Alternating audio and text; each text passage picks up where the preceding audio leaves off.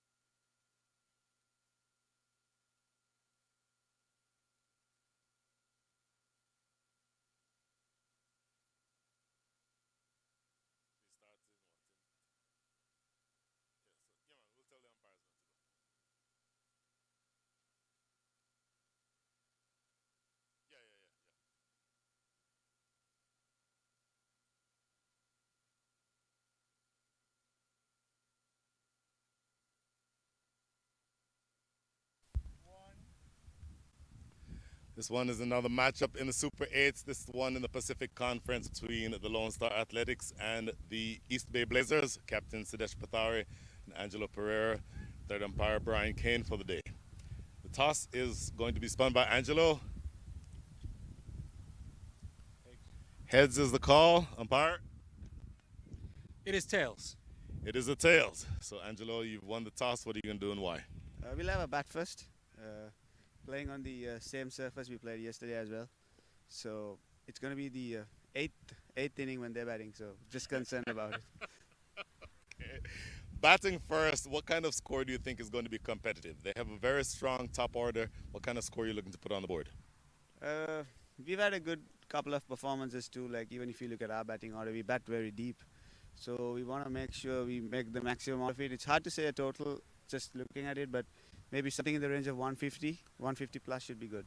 Okay. Fantastic. Best of luck. Best of luck. Best of luck. And Sidesh, fair to say you lost a game the other day that would have been a little bit deflating, but you're still in the fight. So what are you looking to accomplish getting out of this game? Over here, I feel that now we are that bowling. We are bowling first. It's going to be good to know what we are chasing.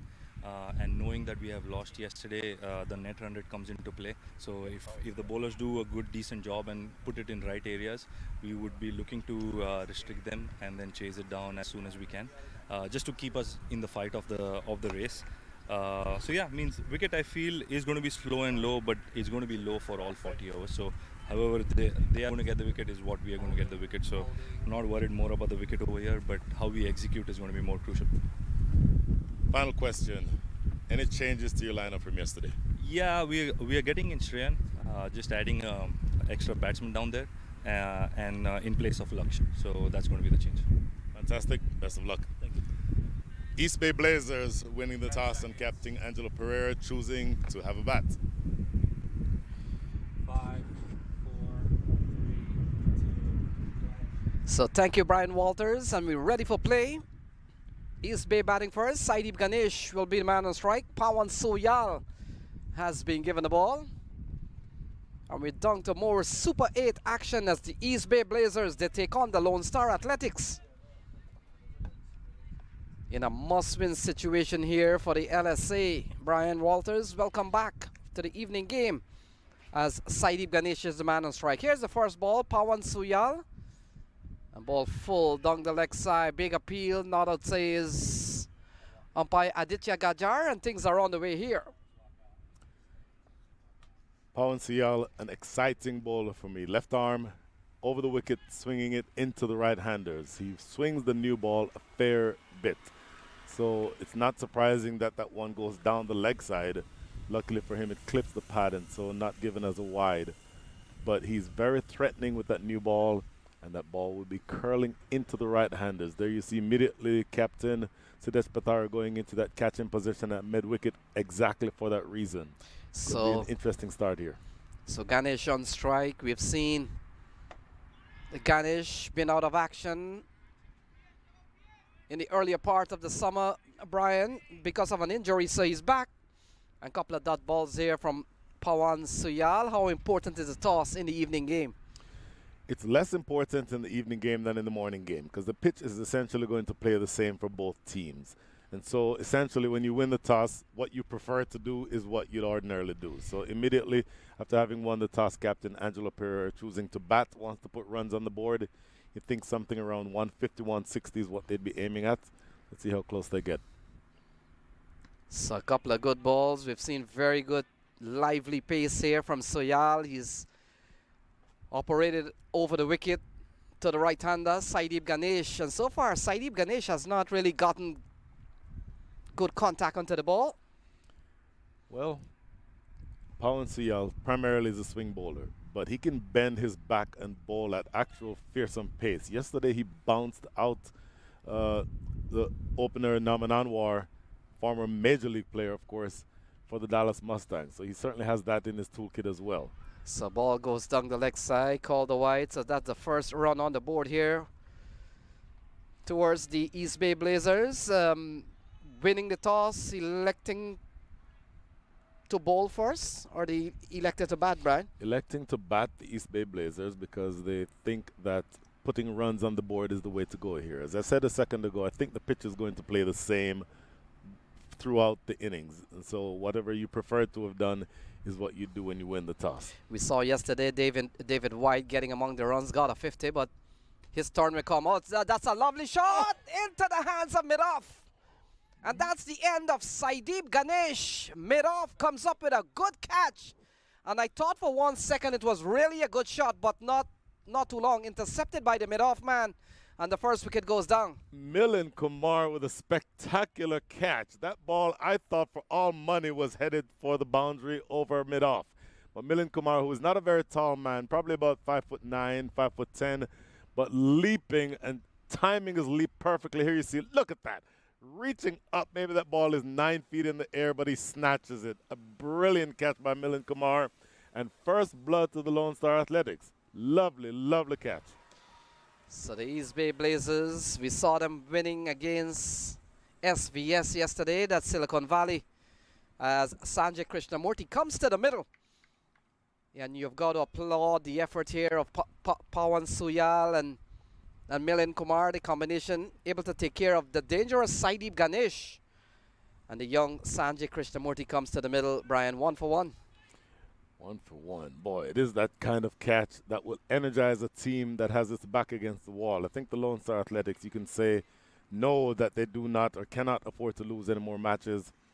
They're on the back foot, lost heavily to the Dallas Mustangs yesterday. And so essentially you get the sense that they have to win their remaining matches this weekend or this week to be able to be playing in Dallas on the weekend. And even though that might not be enough, the way you do that is by taking every opportunity that you get. Good start by them. So big thought onto the pad. The captain Patari comes in trying to, you never know with those bubbling catches, Brian. He comes off the edge of the bat onto the pad and it becomes a catch. Take a look at this one. Good swing here from Soyal. Yeah, he's certainly swinging it again. Maybe not quite controlling the line as much as he would. Everything is going on the pads and going down. Looking to maybe start that ball outside the line of off stump. So he's really come up with a very good over. We've only seen one wide. Oh! Cleaned up Krishnamurti. Full on the stumps. And no answer for Sanjay Krishnamurti. It's 1 for 2. It is that in-swinger again. This time he goes Yorker length, looking to attack the stumps. And I think you'll see here on the replay that this curls back beautifully into Krishnamurti. The young U21 player did not have an answer for this delivery. Look at this ball from, again, left arm over the wicket, full and straight, bang on target. That hits the base of off stump. What a brilliant delivery. Pawan Suyal, left arm pacer, does my heart proud, Lenny. Here's here again the replay. Starting outside the line of off and curling back in to kiss the base of off stump. A lovely, lovely delivery. End of over number 1. And the East Bay Blazers are on the back foot. 1 for 2.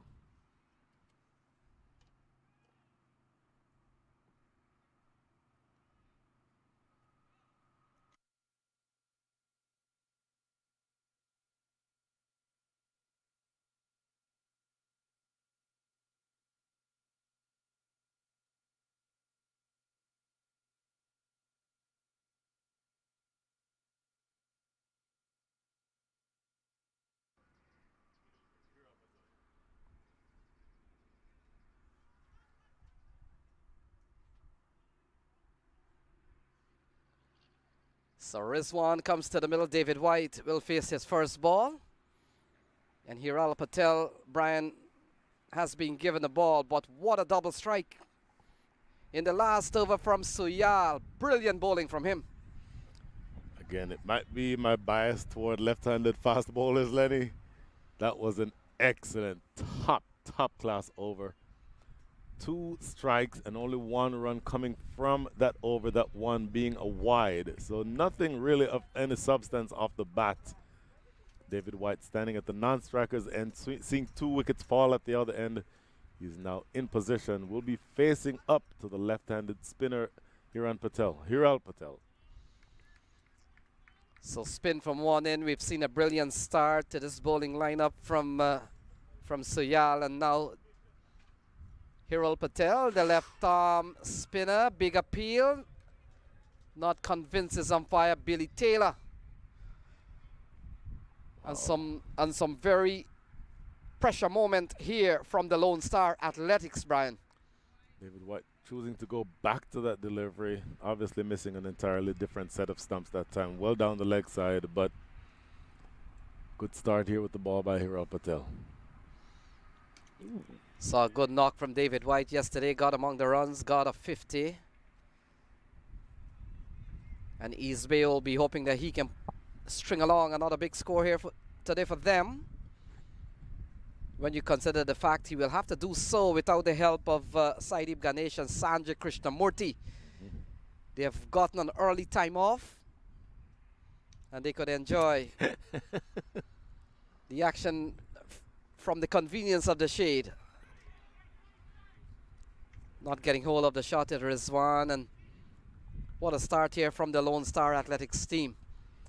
Brilliant start, and they look sharp in the field. And taking wickets always breeds that confidence. That confidence emanates throughout the lineup.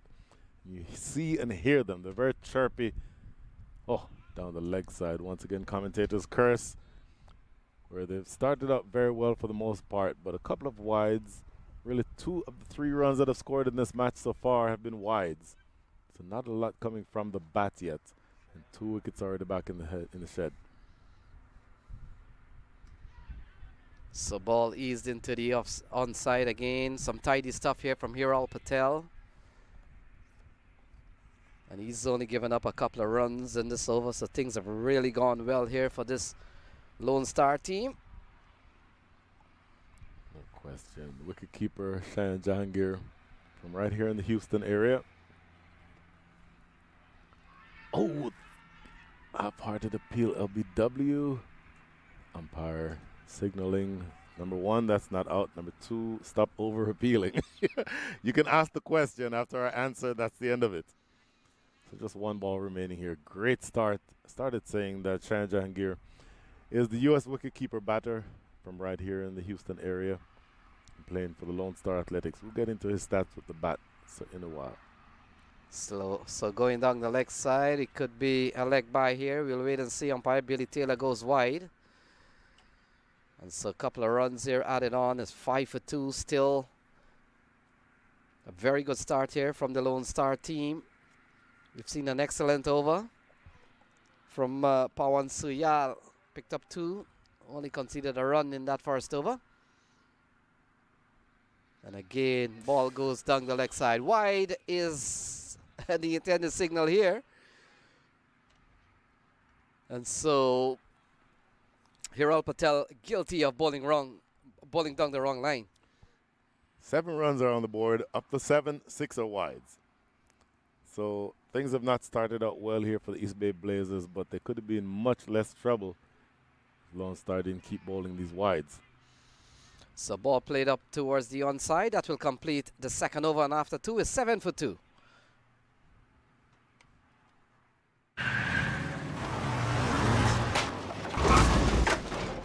What's up, Doug? What got into you? At Sunoco, we know how to fuel peak performance. Fuel your best.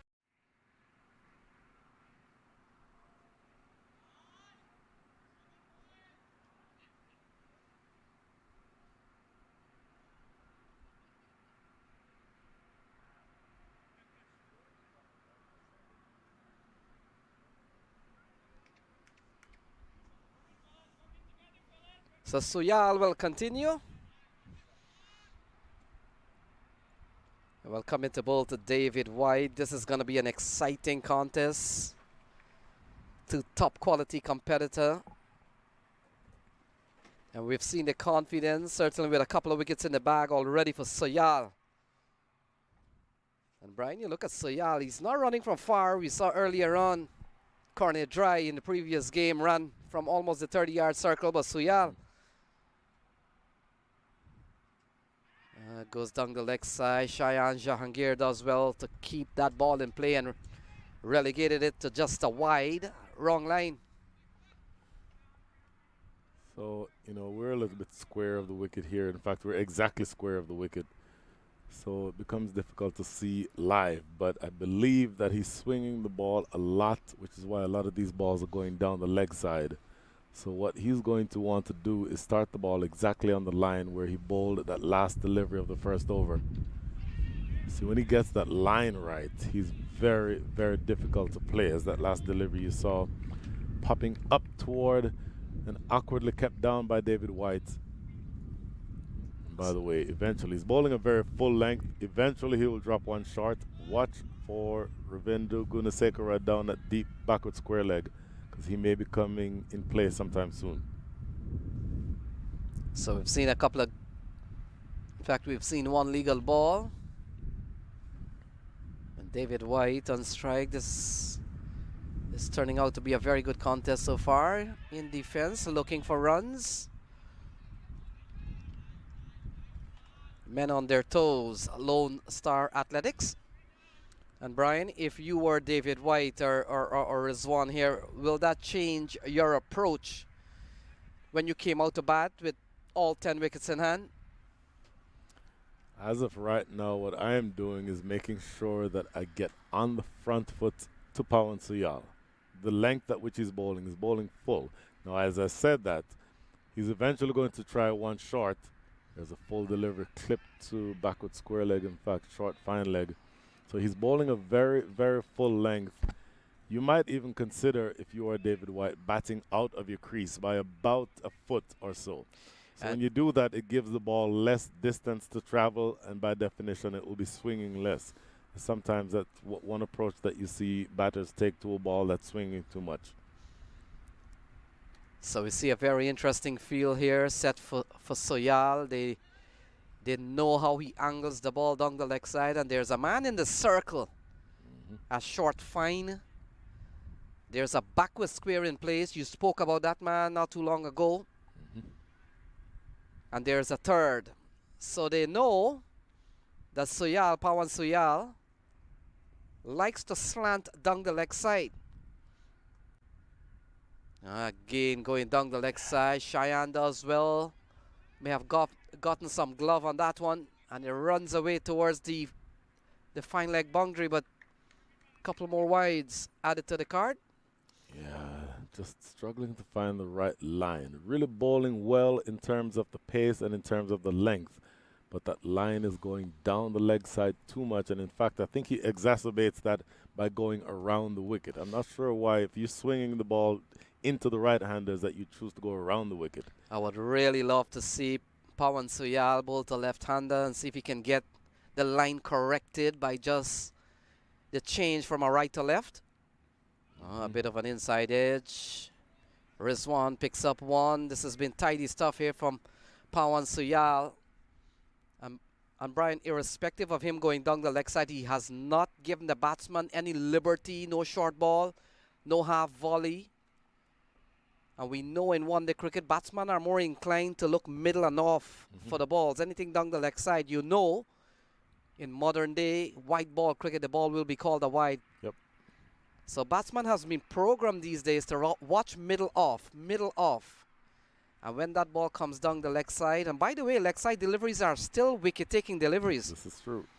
Again down the leg side, flicked away. That's a lovely shot from David White. Using that advantage of coming down the leg side to great advantage, he comes up with a boundary, and that's a good-looking shot from David White.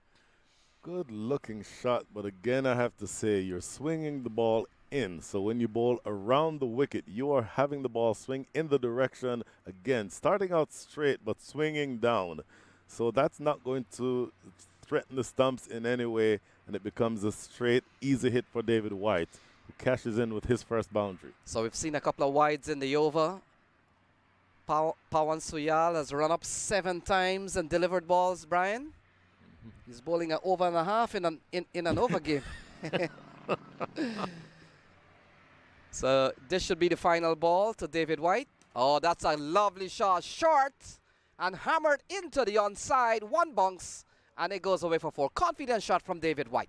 It is a confident shot, and that is essentially a nothing ball from Pawan Suyal. You have the pace to bowl a legitimate short ball. That's not a legitimate short ball. This is just a long hop. And again, from around the wicket, that makes it an easier hit for David White. That ball getting up maybe waist height, and that's not going to threaten anything that a good batter like David White has to deliver. So 4 runs, a relatively expensive over in the context of this game. 12 coming from it at the end of 2, make that the end of 3. The score is 19 for 2.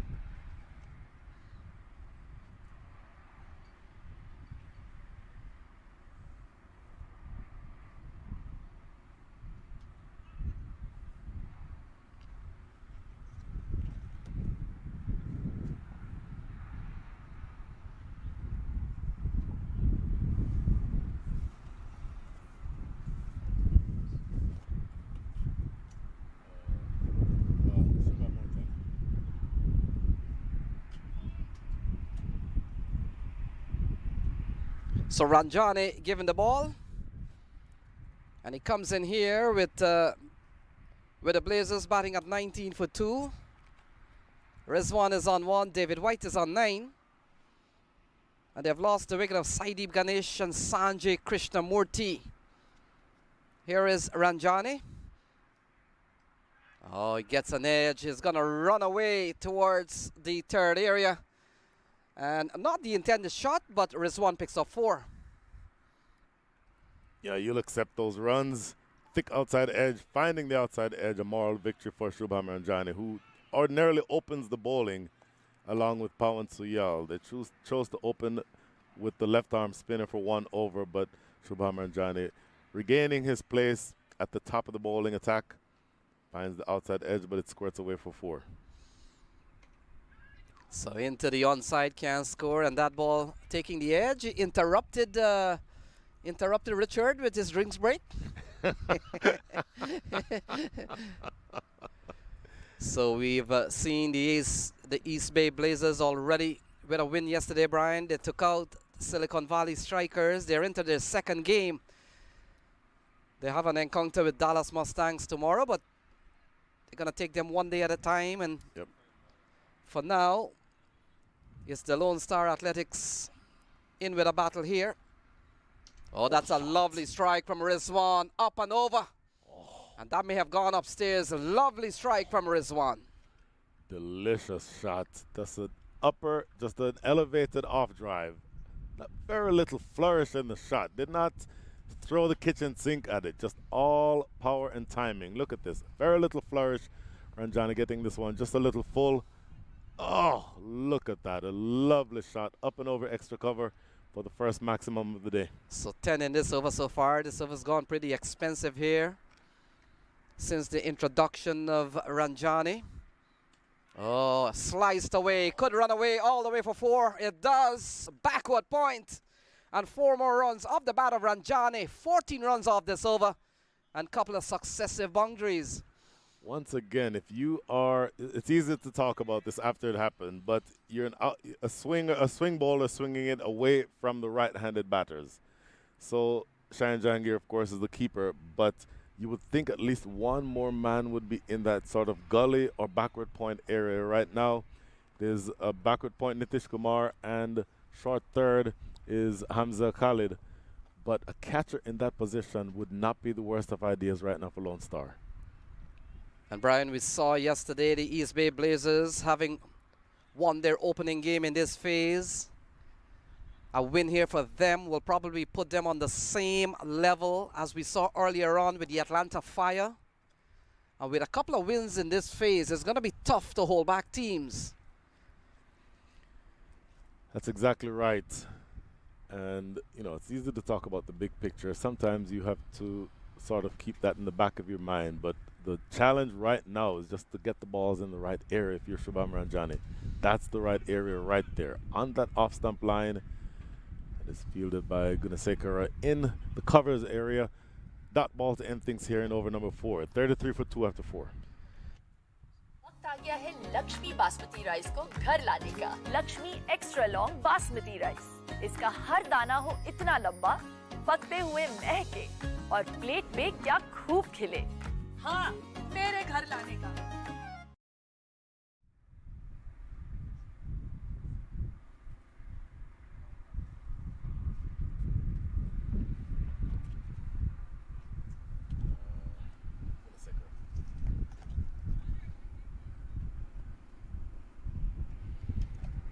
So Gunasekara comes into the attack, Brian.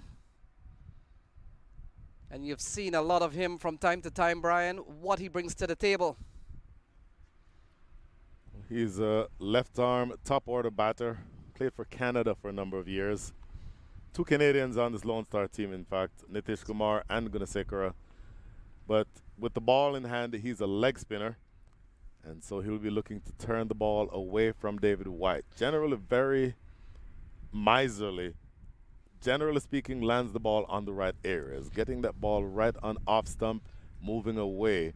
Now, there's no slip fielder in position. Again, you're inside the power play overs, so by nature you have to be more attacking. But choosing not to attack with a slip, Gunasekara, and only 2 outside are his fellow Canadian right here in front of us, Nitish Kumar, and the fielder down at long on. So any big hits they're expecting to go in this direction, in that arc between mid-wicket and long on. So Gunasekara comes into the attack here, 33 for 2. They're going at 8.2 and over. We saw a couple of big shots off the bat of Rizwan in the last over. David White himself got a flick shot in the last over. And so things are on the way. They've lost a couple of wickets, but Brian, in 20 over game, we've seen teams still keeping ahead of a very healthy run rate, having lost wickets earlier on. I think that's accurate. And the idea now, if you are the East Bay Blazers, you've lost a couple wickets, but the scoring rate is actually not bad. In fact, it's excellent. You're scoring at almost 8 and over, 33 for 2 after 2 deliveries in the in over number 5. So this over's gone pretty well, but punched away. That's a lovely shot from David White. Finds the gap. Short and given some width. And you can't bowl that to David White. That's gone for 4. Well, you can't bowl that to David White or anybody else in this position with the 2 fielders in the deep on the leg side. Your line has to be at the most an off stump or 4th stump. There you see that ball was well outside the line of off stump. That opened up that area in the deep on the offside. Again, nobody in the deep on that side. You're still inside the power play. So that line has to be spotless. It has to be on the stumps or just outside of off stump, any amount of room, and it is meat and drinks for any such batter. Yes, nothing wrong with the run rate. They're going over 8 runs and over. And Brian, what do you want? You want 160 or you want 160 at the end of 20? Or you want 180 all out in the 17th over? Which one is better?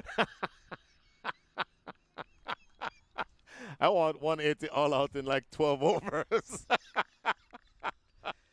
So you and I can go put our feet up earlier, Lenny. There's always the tendency to talk about batting out 20 overs, but if that is not going anywhere, why they need? We've seen a good knock so far from both David White and Rizwan. They've recovered to a 36-run partnership for the time being. We've seen a couple of changes here by the Lone Star. Really hasn't worked out. Ranjane went for 14, and this over's gone for 4 so far. Oh, short and hammered into the onside. And David White, he picks up another 6. Oh my goodness, this is a genuine drag down. This ball landed almost closer to Gunasekara than it did David White, and he pounces all over it. I want to see this again. Look at your screen. Look where this ball pitches. Just absolute filthy. Very short and hammered. David White, you and I, just for a split second, might have had our hearts in our mouths because it sailed away over our head here at the commentator's booth. That is the end of an expensive over. 43 for 2 after 5.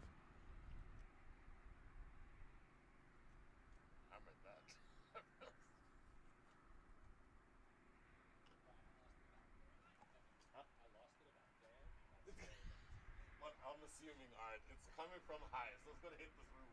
And once it didn't hit the roof, I knew we were all right. So 5 overs gone, 43 for 2. They're going at a healthy clip. Still into the power plays, Brian, at 8.6. We've seen both David White and Rizwan taking the opportunities to really play some of these big shots from time to time. The last ball of that over from Gunasekara went a long way, and that's the class of David White. My goodness, and it goes to emphasize it was actually a decent over, bringing a leg spinner on inside the power play.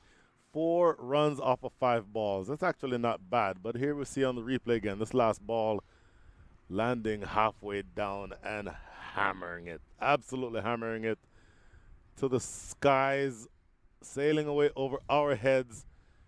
And so again, emphasizing the point that if you miss your length or your line, you can be punished. The ball that was cut away for 4 was too wide. The ball that was hammered for 6 was too short. So the Ranjane factor hasn't worked out. They've brought in Milind Kumar. And so Milind Kumar will bowl 1 to end this power play, the off spinner. And Rizwan driving straight up to short cover, can't score. And so a couple of wickets falling early, but the Blazers are beginning to fight back. We've seen a partnership of 42 between the pair out in the middle. And look at that, square driven, and that has gone away for 4. So Rizwan continues to pepper the boundary, and that's another 4. Lovely shot off the bowling of Milind Kumar. This is a lovely shot. I think you'll find again this is a bad line. This is going to be outside the line of off stump. Yep, giving him just that bit of width and the square drive, that front foot coming forward elegantly to the pitch and driving it just out of reach of Nitish Kumar at backward point. So a shortish ball, looked to be the arm ball. The throw comes. Oh! Oh! My goodness. So David White is gone. And Brian, the direct hits on this ground continues to be a factor here. And David White gone. It's 47 for 3. Oh my goodness. Hiral Patel fielding that one. Out of nowhere, it seemed. A direct hit from about a 45-degree angle, and it absolutely takes out the middle stump from that angle. That was not easy. Look at this again. Delivery is played to mid-wicket. Didn't exactly time it, so it loops up in the air. Hiral Patel with the pickup and fires, and a direct hit. How brilliant is that? And how good, by the way, is Billy Taylor adjusting himself to be square of the wicket to be able to make that decision. A brilliant piece of cricket, a brilliant piece of umpiring. 43 for 3, 47 for 3.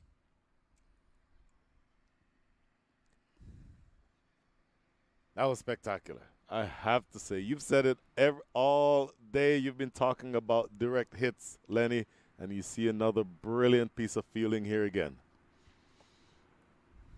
Oh. So David White falls. And this is a big wicket here for the East Bay Blazers, Brian. We've seen in the modern short format game. Take a look at this one again. Just look at the direct hit. I had a stump and a half to aim at, and actually I said middle stump earlier. That actually hits the leg stump, make the off stump at the non-striker's end. But either way, you disturb the furniture, you light up the zing bales, and you send David White packing. What a big play. So Rizwan into the onside. A little bit of hesitant is Angelo Pereira. He comes in to strike. And they're batting at 48 for 3. They have lost David White. They have lost Saidip Ganesh. They have lost Krishnamurti. And Brian, the importance of fielding. Can't ask you how important is the Oh my goodness. is tight fielding, direct throws. But we've seen in the short format of the game, sometimes as bowlers, you don't need to plan to get 10 wickets or to bowl out 20 overs. You've got to factor in, we've got to run one or two of the players out. Into the offside, Pereira gets off the mark quite quickly. And that will complete the 6th over. So 6 gone is 49 for 3. Took that last corner pretty quick. Sir, I need one hand on the roof, one hand on the pump. Timeout for Sunoco Go Rewards. Keep pumping. With new Sunoco Go Rewards, when you fuel, you save, because rewards come first.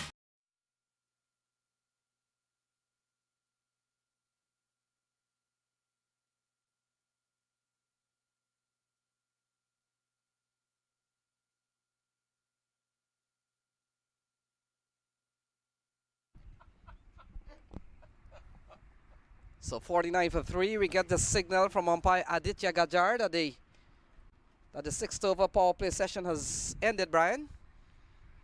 And it looks like Pawan Suyal has been recalled into the attack. That's an interesting move for me. That tells me that Captain Sidesh Patari scents or smells blood in the water. 3 wickets down, he wants to make immediate further inroads into the top order of this East Blazers lineup. So he's gone back to his strike bowler. Now bowling to Pereira. Pereira 1 from 1. Faced the last ball of this previous over. And I prefer this angle. He's gone back to bowling over the wicket to the right-handers, which I think is a much better angle for him. Of course, has more protection in the deep if he chooses. This is now Gunasekara down here at deep square leg. And fine leg dropping back on the boundary. So certainly more protection here for that ball that's swinging down the leg side. So Pereira on strike. Rizwan has batted well at the other end. And Pawan Suyal, he's really been excellent today into the offside. And you're right on that, Brian. More protection now as we get out of the power play. And it's going to be interesting to see Rizwan versus Pawan Suyal. Rizwan has really come out. He has batted with no fear, very positive, and he has not been afraid to express himself. Well, Rizwan, 20 from 16. He's partnered by David White for a while. That partnership produced a good stand. Oh, there's the short ball. I'm telling you, he has that in his armory. I was wondering when he was going to break it out. That is the type of delivery that earlier when he got hit for 4, that was the type of ball that I think he was trying to bowl. This one much more the way he wants it. Short, up and at the throat of the batters. If you have the pace, that is the type of delivery that you want to bowl. And Brian, when you look at Pawan Suyal, and here's a question for you. He bowled number 1, he bowled number 3. This is a 7th over. The conditions of the ball, does that affect your approach now that you're bowling in the 7th over as against 1 and 3? I think that Pawan Suyal obviously swings the new ball, has been swinging it. During this phase of the innings, I would expect that he changes his length a little bit. Sort of bowls that in between length, that the length that does not draw you forward, does not make you go back. And of course, you're always going to have to keep in mind that he has the pace to bowl that legitimate short ball. So I think you're going to see his length pull back just a little bit.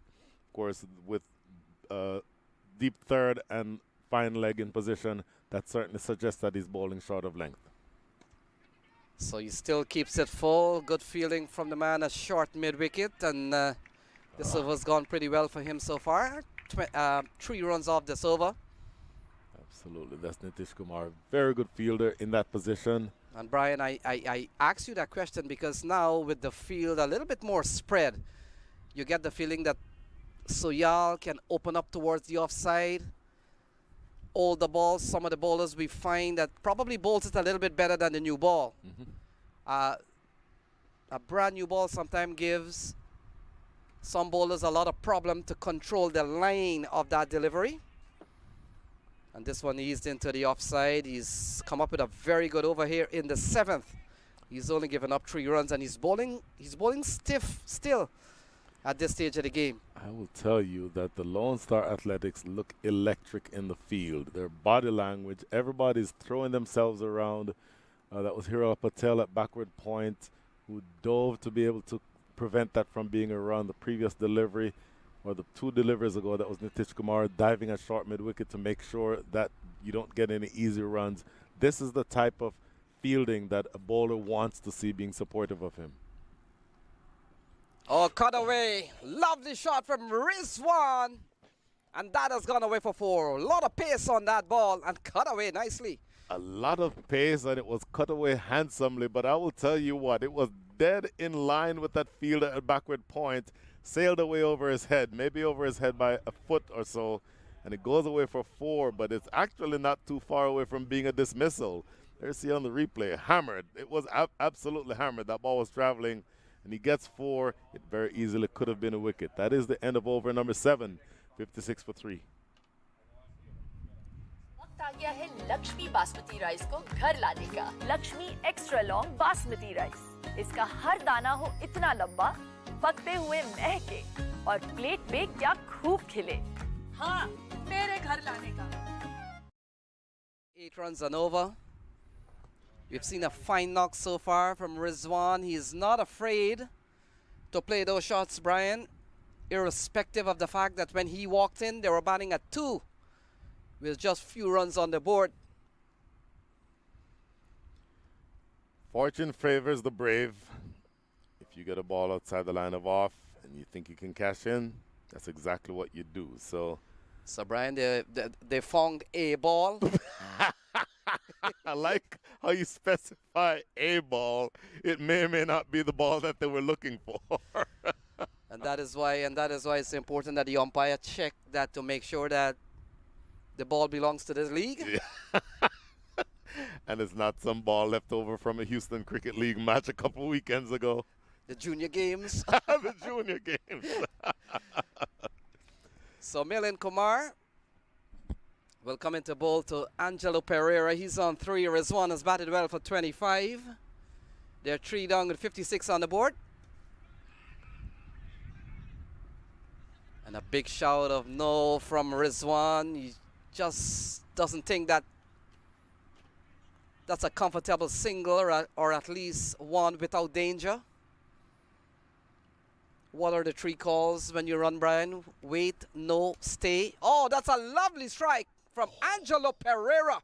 He gets into the act, and that's 1 bounce 4. Boy, inside out over extra cover, one of the best shots in cricket. Take a look at Angelo Pereira here. Captain getting one to his liking, full and outside the line of off, and he drills it 1 bounce and into the player's area over there at deep extra cover. This one worked into the deep on the leg side, overcorrecting in both line and length. just a single, though. It doesn't cost any more than that. So it's- overall, they have not done badly at all. They've lost 3 wickets, yes, but they're at 61 for 3, scoring at the rate of 8.13. That projects to 163. I'll say more now, because at the toss, Angelo Pereira suggested that he'd be comfortable with anything above 150.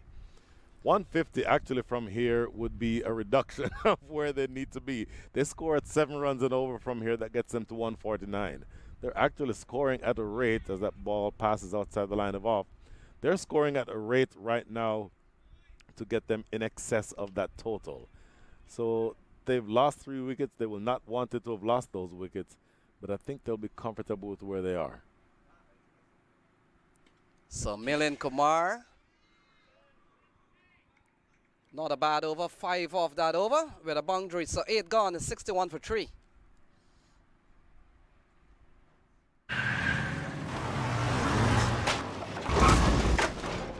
What's up, Doug? What got into you? At Sunoco, we know how to fuel peak performance. Fuel your best.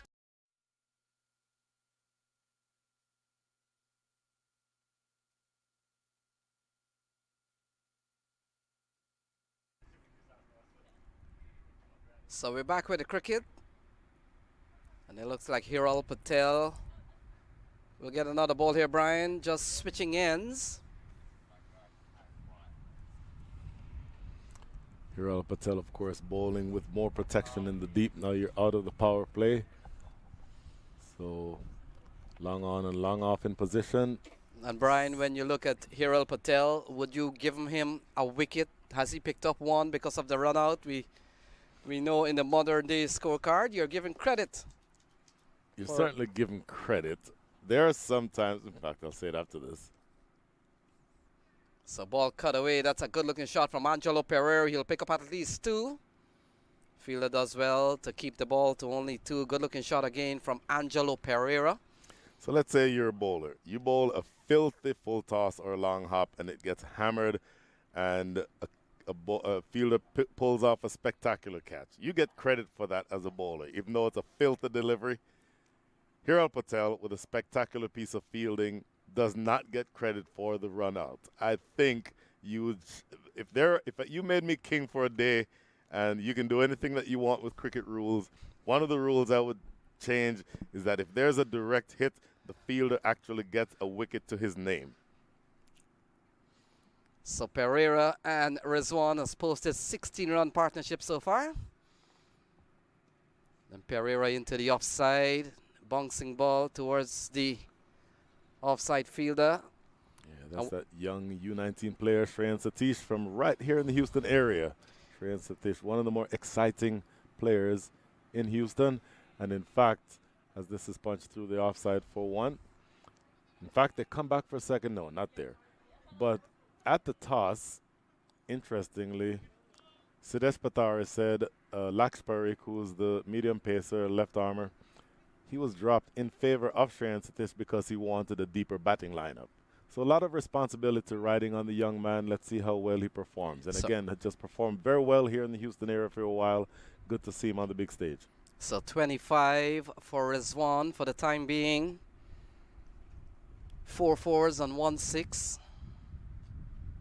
And look at that, into the offside. Has he found the gap? The fielders have given up. And that has gone away for another boundary. Rizwan on the charge.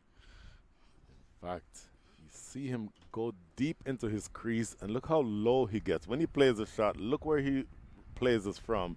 See how low he gets to create that leverage up and over the top over extra cover, and that goes away for yet another boundary. So I tell you what, again, I don't think that they'll have a problem. They've lost 3 wickets, but they're scoring at a rate that is consistent with what the target is that they'd be looking for at the toss. So ball cut away into the offside, and Brian, with these two teams coming into this second day of their matches in this phase, which team has come in with more pressure? Isn't it the Lone Star team? The answer to your question is yes. Especially since they're playing at home. They would have known that the conditions favor them. They're familiar with the ground. And all signs, I think, point to them having to win this game. So that's where the pressure comes from. Single to close things out in over number 9, 69 for 3. वक्त आ गया है Lakshmi basmati rice को घर लाने का। Lakshmi extra long basmati rice. इसका हर दाना हो इतना लंबा, पकते हुए महके और प्लेट पे क्या खूब खिले। हाँ, मेरे घर लाने का।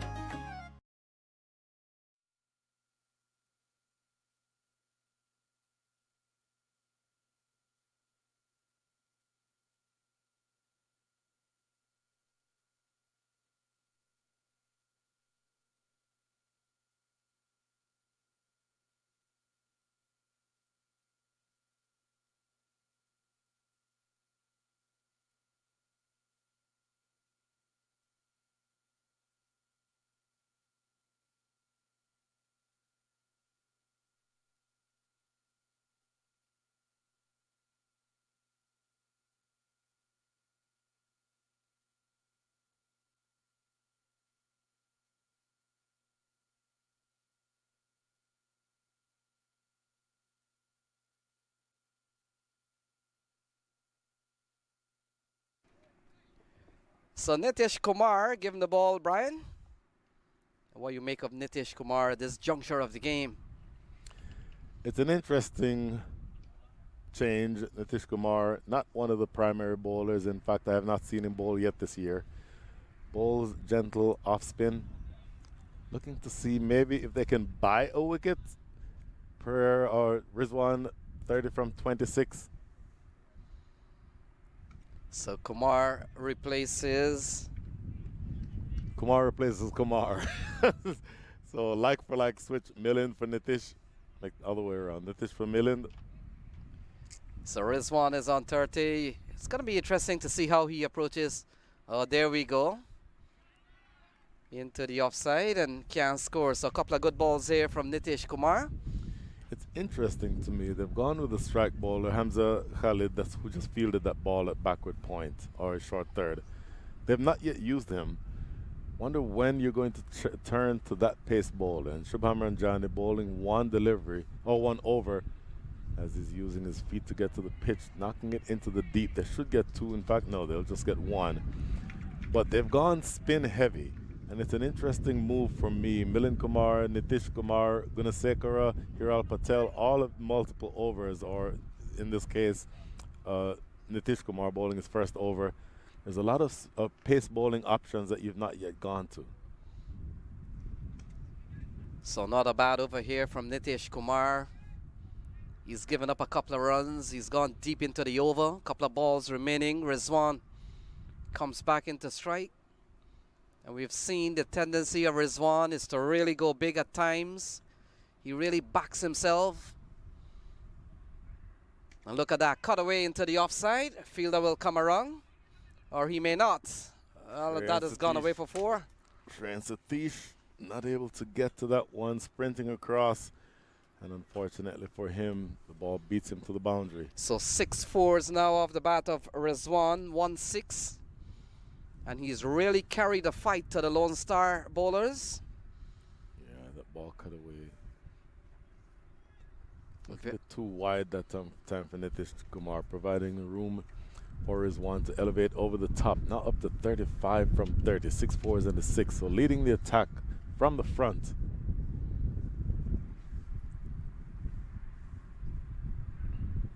So ball into the onside, they'll go through for 1, so that will complete the 10th over. So the halfway stage we've reached is 76 for 3.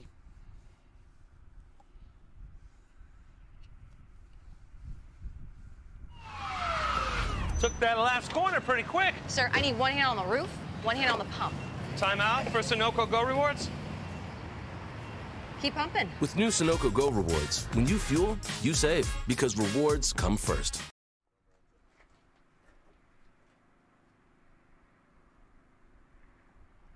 So at the end of 10 is 76 for 3, Brian. Lone Star would have started this phase with going down to the Dallas Mustangs.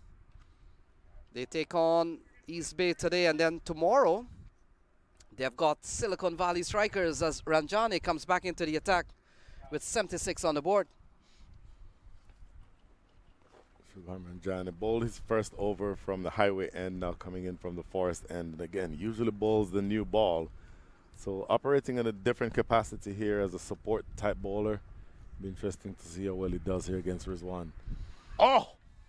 Does really well because Rizwan drags this one from outside off and drags it onto his stumps. Not the most elegant of shots, wanting to attack immediately. Shubham Ranjani wanted to maybe try to beat him out of the attack, but it works in opposite direction from the way that he wanted it to. It comes off of the edge of the bat and trickles onto the stumps for wicket number 4.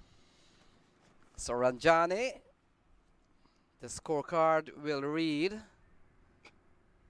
Rizwan bowled Ranjani for 36. Well played 36.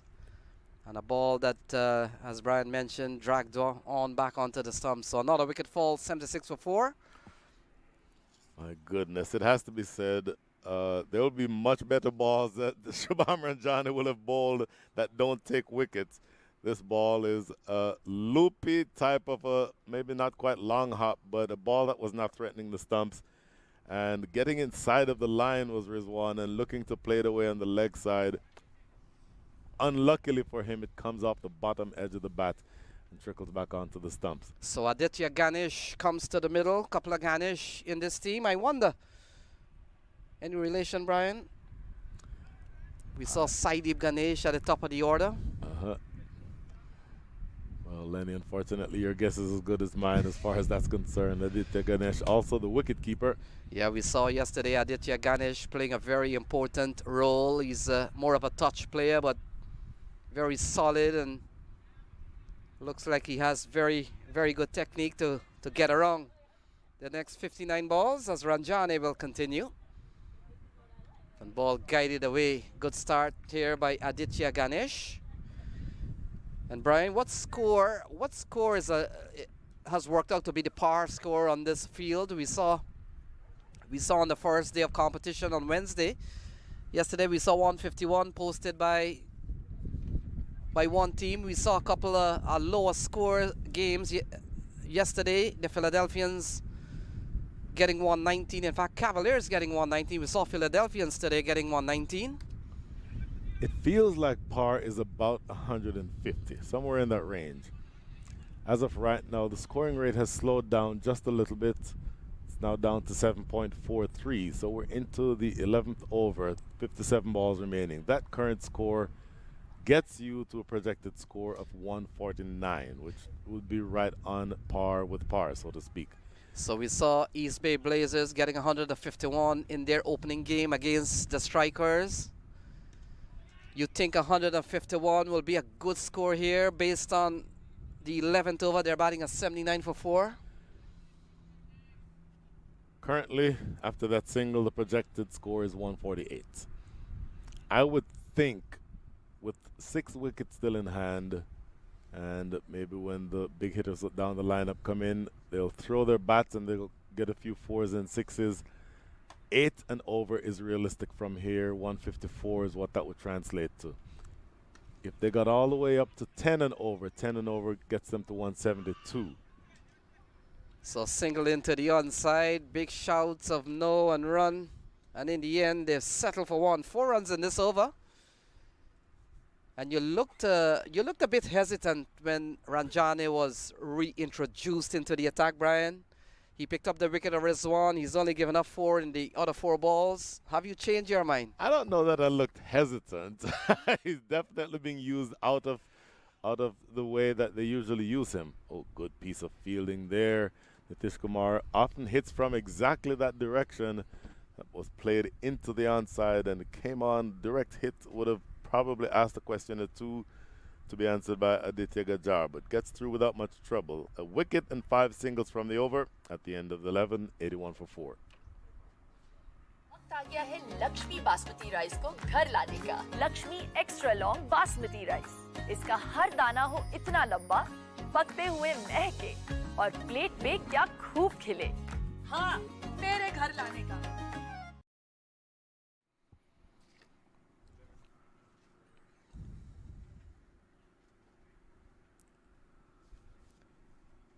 So Nitish Kumar will continue. We got 54 balls still to be bowled. Ganesh is on 3. Pereira is on 14.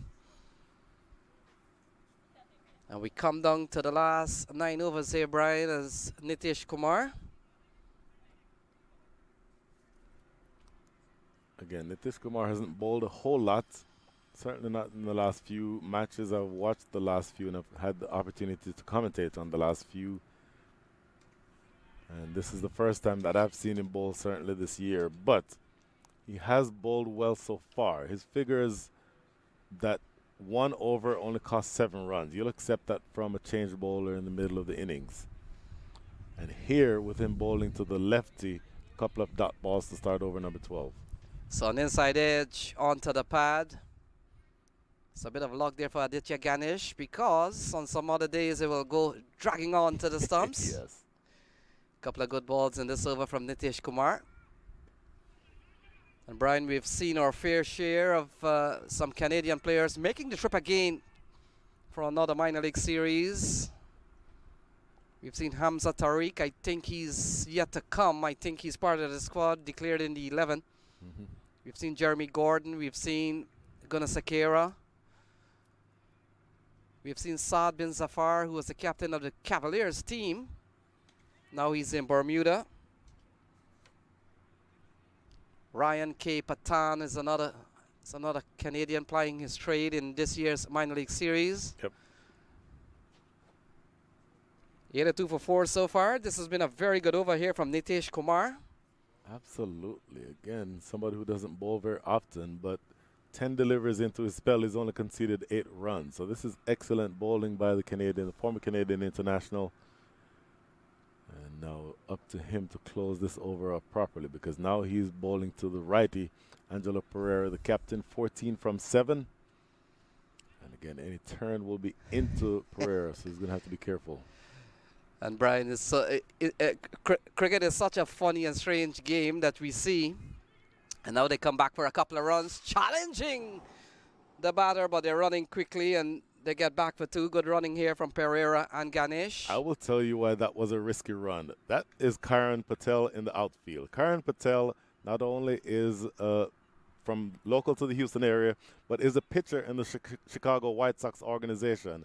Pitches at 95 miles an hour. So you don't take on that arm. Luckily for the batters, that ball skipped and bounced awkwardly towards Shane Jahangir. Had that not hit that one undulating spot in the ground, that would have gotten to Shane Jahangir in time to run out the batter. So they will think twice about running on Karan Patel's arm. Again, if you have the ability to pitch in the minor league system at 96 miles an hour, that's an arm you don't want to take on. So 3 in this over so far. Still a very good over here from Nitish Kumar. And Pereira. Oh my goodness.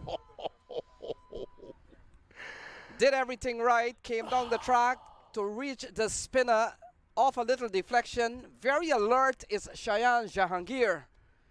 And is that a run out or a stump, Brian? It is a run out because he played the ball overbalanced and stumbled forward 2 or 3 steps. Shane Jahangir coming behind or from behind the stumps, picks up and knocks the stumps down. So for me, that is a run out. Of course, we'd want to have confirmation from the umpires, but for me, that is a run out. And look at the reaction there by the captain Angelo Pereira, throwing his head back. Look at this. Look at him here. Oh, what have I just done?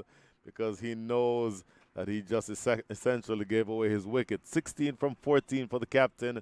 But the 5th wicket is down. That's the end of 12. The score is 84 for 5.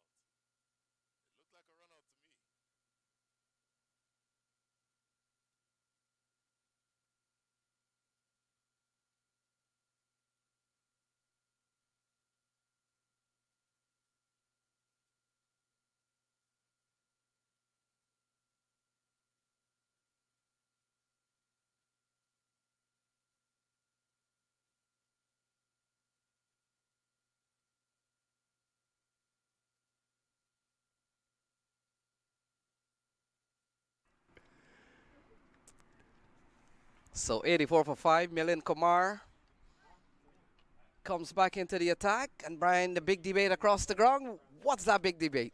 The debate is whether that was a run out or a stumping. For me, and I'd love to hear official word, and in fact, third umpire Brian Kane suggests that it's a run out, and I do believe that that is a run out. Stumping, by definition, is when the ball gets by the batter, goes through to the keeper, he disturbs the stumps with the batter out of the crease. So that's not what happened here. So the only thing that will change, whether Nitish Kumar will get his first wicket in this game. This one worked into the onside. That's a good-looking shot from the very safe Aditya Ganesh. He picks up a couple of runs. It's 86 for 5.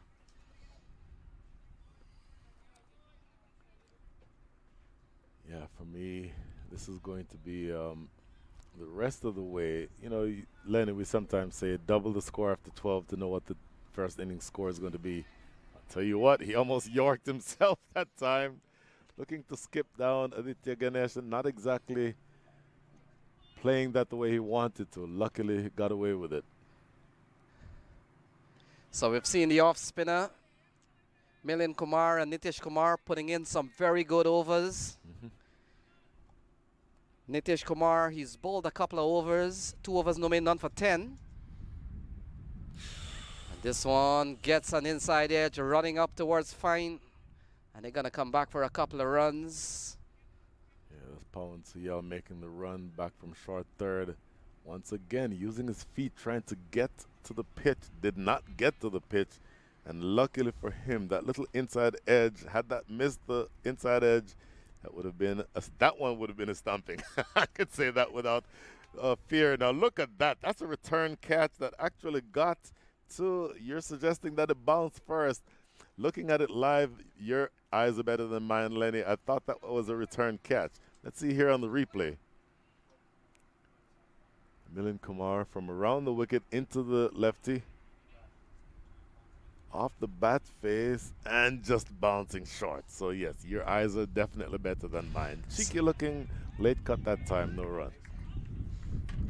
So a good over comes to an end from Milind Kumar. Only 4 conceded, 13 gone. It's 88 for 5.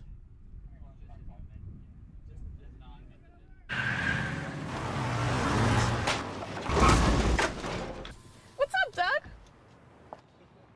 What got into you? At Sunoco, we know how to fuel peak performance. Fuel your best.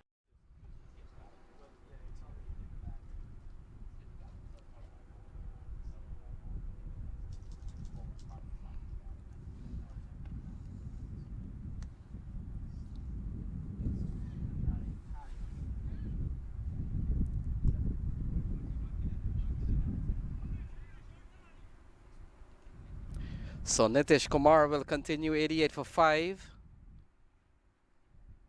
We've got 42 balls still to be bowled. And so far Nitish Kumar, 2 overs, no made, none for 10.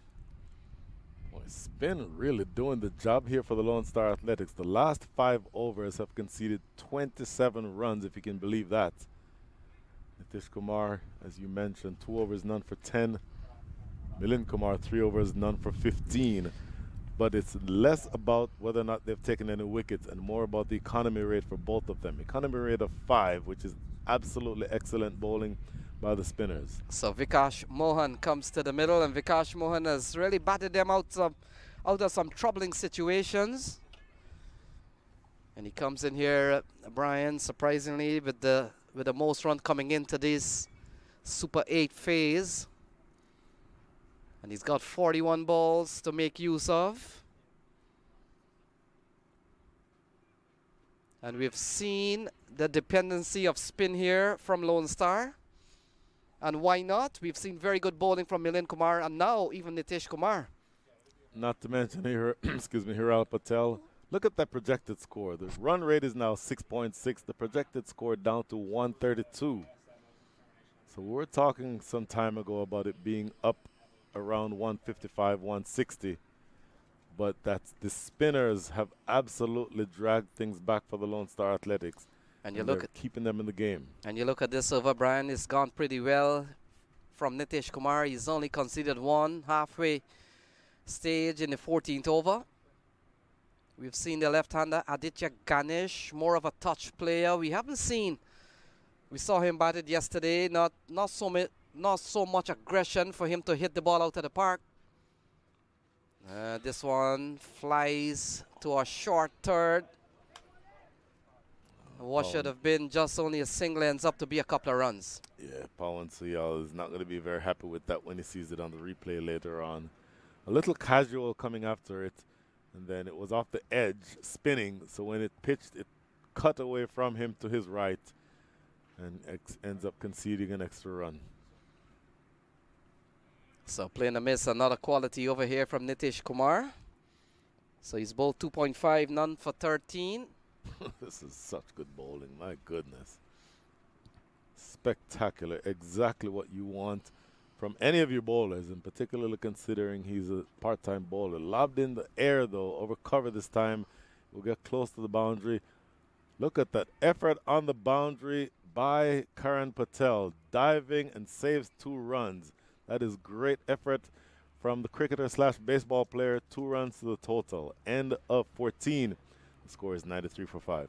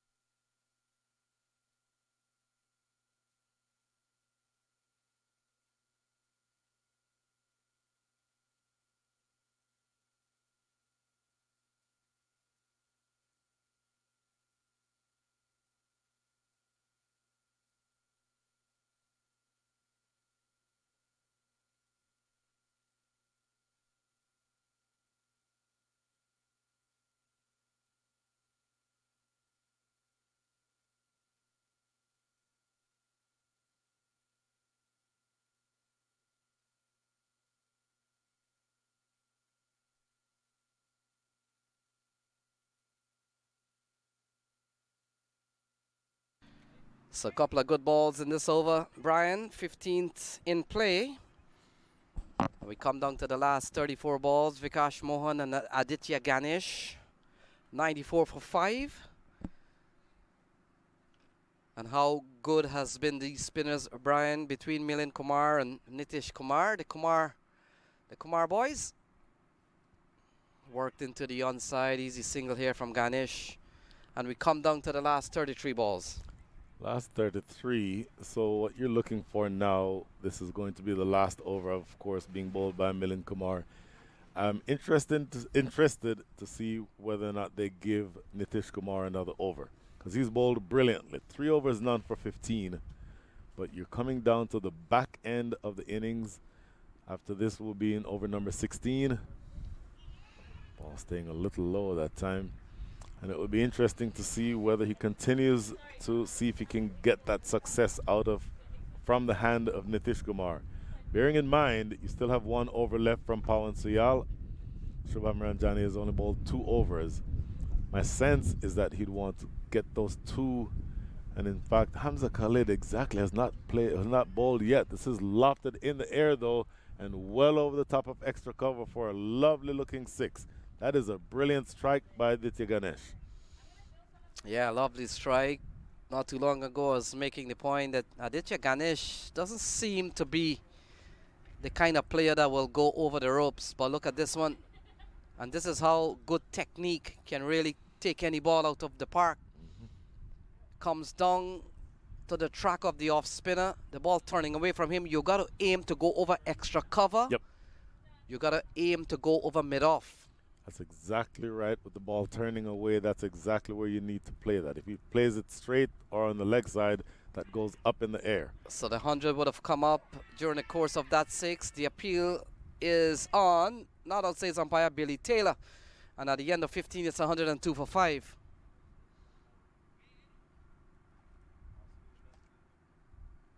आ गया है Lakshmi basmati rice को घर लाने का। Lakshmi extra long basmati rice, इसका हर दाना हो इतना लंबा, पकते हुए महके और प्लेट पे क्या खूब खिले। हाँ, मेरे घर लाने का।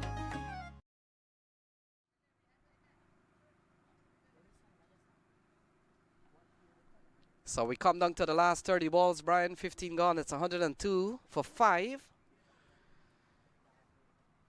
We saw at the start of this phase, we saw East Bay Blazers posting 151 yesterday. And you get the feeling with 30 balls remaining, can they get up to that 150 mark today? 10 and over from here gets you to 152. 9 and over gets you to 147. I would think at minimum that's what they'd be looking at, the 147. And so I want to see exactly how good they do here. So Nitish Kumar comes back into the attack or continues. And so 30 balls remaining, it's 102 for 5. Vikash Mohan will be the man on strike. And Brian, I get the feeling, and I'm gonna jog your memory here, or to get your opinion. Was Nitish Kumar part of the original plan to bowl full overs, or he's one of that kind of bowlers that you probably want to fill in for someone and see what he does? He's more a fill-in bowler. Now sometimes you go with something as a captain and it works. You're like, you know what, that worked, let's keep doing it. And that's exactly what the sense that I get from what we've seen from Sidesh Patar with his captaincy. So 3 overs from Nitish Kumar. He will bowl a full 4. None for 15 so far. And Vikash Mohan into the onside. Is that Karan Patel? That is. So you don't run on that arm. Interestingly, he paused to see if they were going to run and realized there's no way they'll take that arm on. So 29 balls remaining. Aditya Ganesh, he's batted well for 19. We saw yesterday him playing a very good hand, and he is really asked to come in here and really push things along for East Bay Blazers. Could pick up a couple of runs. Fielder comes in, and they settle for 1. Fielder getting onto the ball very quick, and it's 104 for 5. Good work by Shubham Ranjani, running back from his position at short fine leg. So we were talking off camera about the fact that Hamza Khalid has not yet been used. Genuine change bowler, sometimes opens the bowling actually. So I'm surprised that they've not yet gone to him. And yes, things have gone well so far. You've been able to buy 4 cheap overs by bowling Nitish Kumar. But I really do think that it's curious. And there you see just now that's Hamza Khalid himself, who just hit the stumps from backward point. I'm curious to see whether or not there's something about him. He's not carrying an injury, so I don't know why he would not have yet been used. So we've seen 4 overs from Milind Kumar, 4 over none for 24, and Nitish Kumar will finish up here, Brian, with three balls remaining, and it looks like he'll have better figures than Milind Kumar. So essentially these 2 off spinners have gone between them for 8 overs for something in the vicinity of 43 runs. Is that good bowling? Oh my goodness. Again, it might not have been in the plan coming in, but essentially as captain Sidesh Patar, you roll the dice and it has worked beautifully to perfection. So 1 over remaining, or 1 ball remaining here in this over. So Mohan will pick up a single. This could close out the 16th over. Apologies, 1 ball remaining now. So the last ball coming up of Nitish Kumar is very miserly spell. 3.5, none for 20. Economy rate of about 5.2. And that's a single down to deep point. Captain Sidesh Patar knows that he just bought several good overs from both his spinners. Between them, they go for 45 runs. Excellent bowling by those 2. End of over number 16, 108 for 5. Took that last corner pretty quick. Sir, I need 1 hand on the roof, 1 hand on the pump. Timeout for Sunoco Go Rewards. Keep pumping. With new Sunoco Go rewards, when you fuel, you save because rewards come first.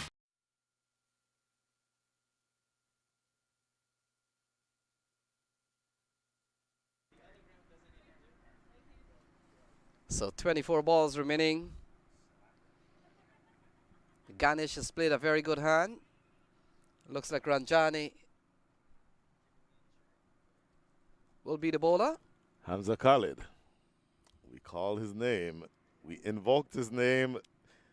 And apparently Captain Sidesh Patari is wearing an earpiece because Yeah. he has agreed with us that there's a bowling resource that was not being used. Of course, he can only bowl 2 overs. This is over number 17 about to be bowled. So yes. if anything, he would bowl 17 and 19. Yes, Brian, and you hope Khalid doesn't disappoint. You hope that he does not disappoint. Now, it's a bit unfair to throw the young man in over number 17 with the batters looking for quick runs. So keep that in mind. But he definitely is a good, promising young bowler. Shan Jahangir keeping up to the stumps. He has a bit of pace. So it's interesting to see the talent of Shan Jahangir. So ball worked into the offside. Lovely shot here from Aditya Ganesh. The throw comes in to the bowler's end, and a couple of runs there for Ganesh. And Brian, as a fast bowler, are you a fan when the keeper stands up? Oh, I hated it. I wanted to see that keeper 25 yards back. That's what I want to see the keeper. I guarantee you Hamza Khalid does not want to see. And there you see the keeper going back to where Hamza Khalid probably sent him. Well, that's, you know, it's funny, Brian, that cricket is such a funny game, is that I saw earlier on Nitish Kumar was getting ready to bowl into the offside again, and it goes into the direction of Kumar. So we've seen 3 runs in this over. Not a bad start here for Hamza Khalid. And as a bowler, that's when you take over a bit of captaincy because you set your field. Exactly. You get a chance to even tell the captain, come around. More around to your right, go. But I wonder as a bowler, do you see too often that they'll tell the wicketkeeper where to go? Sometimes it is a measure of, you know, a good cricketing decision. For example, if you see a batter skipping down the wicket to your fast bowler, then as keeper you come up to the stumps to prevent him running down the wicket. So from that standpoint, it can be a good decision. But apart from that, as a fast bowler, I want my keeper to be back on the 30-yard circle, collecting the ball chest height. So 3 runs in this over so far. It's 1-1-1 for 5. Yep. And Khalid has gone for 3 in this over. We've seen a good knock from Aditya Ganesh, but you're watching Vikash Mohan, who's come into this phase with some bit of runs. And he allows one to go through the offside, and it's called a wide. It's an unfair delivery. Tell you one thing, one of the things that I'm least proud of in my playing career, Lenny, there is somewhere in somebody's old garage somewhere a scorebook that says name of the batter, stumped keeper, bowled Walters, because the keeper was keeping up, ball passed him outside the off stump, fielded, or the keeper collected it and knocked the stumps down. But no fast bowler wants to see a stumping against his name. Oh, this one is hammered into the onside from Vikash Mohan, and that has gone for a maximum. Good strike from Mohan. It's a good strike. Hamza Khalid trying the slower delivery, and it was read all the way by Vikash Mohan.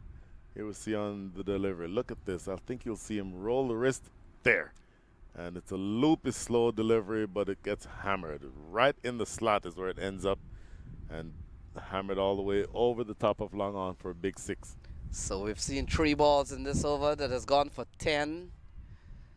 And folks, if you're listening out there, you're watching this feed, this is the man Brian Walters. Well, I didn't tell him to bowl a loopy, slower ball in the slot now. This is the man Brian Walters. Harped all the way through that he shouldn't be bowling. And he's given 10 in 3 balls.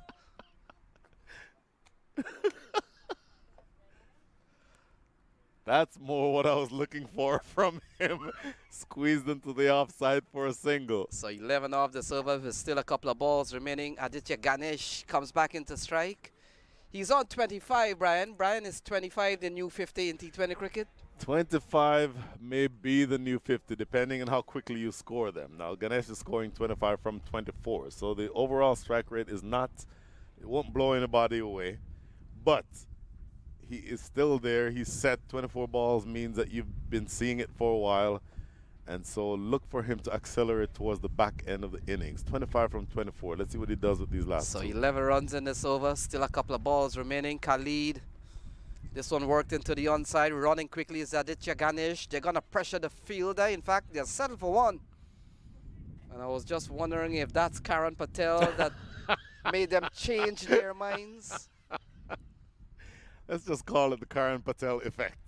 Karan Patel is way over there at square leg. I think what Lone Star need to do is to have some cutout boards of Karan Patel. Oh my goodness. So 12 in this over so far. Still a ball remaining. They're batting at 120 for 5. We've seen a partnership of 32. Vikash Mohan on strike. And into the offside. This could close out the over with a single. That's Karan Patel. And so Brian, at the end of 17, it's 121 for 5.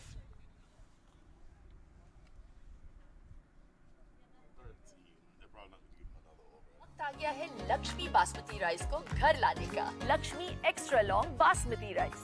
इसका हर दाना हो इतना लंबा, पकते हुए महके और plate पे क्या खूब खिले। हाँ, मेरे घर लाने का।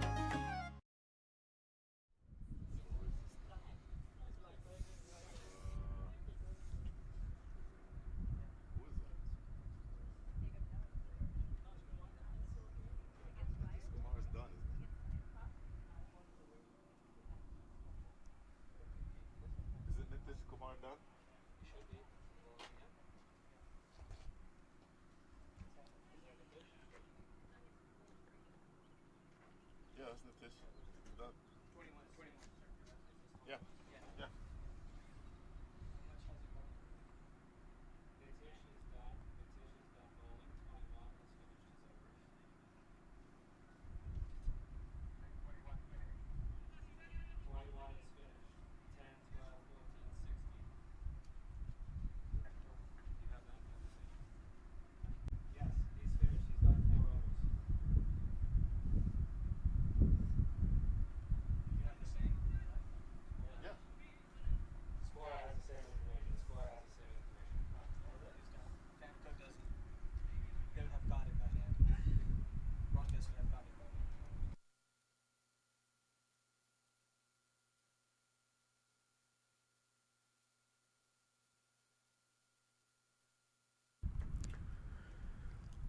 So spin was working so well that they wanted to go back to a 5th over from Nitish Kumar. Unfortunately, ladies and gentlemen, in limited overs cricket, you can only bowl 1/5 the total number of overs.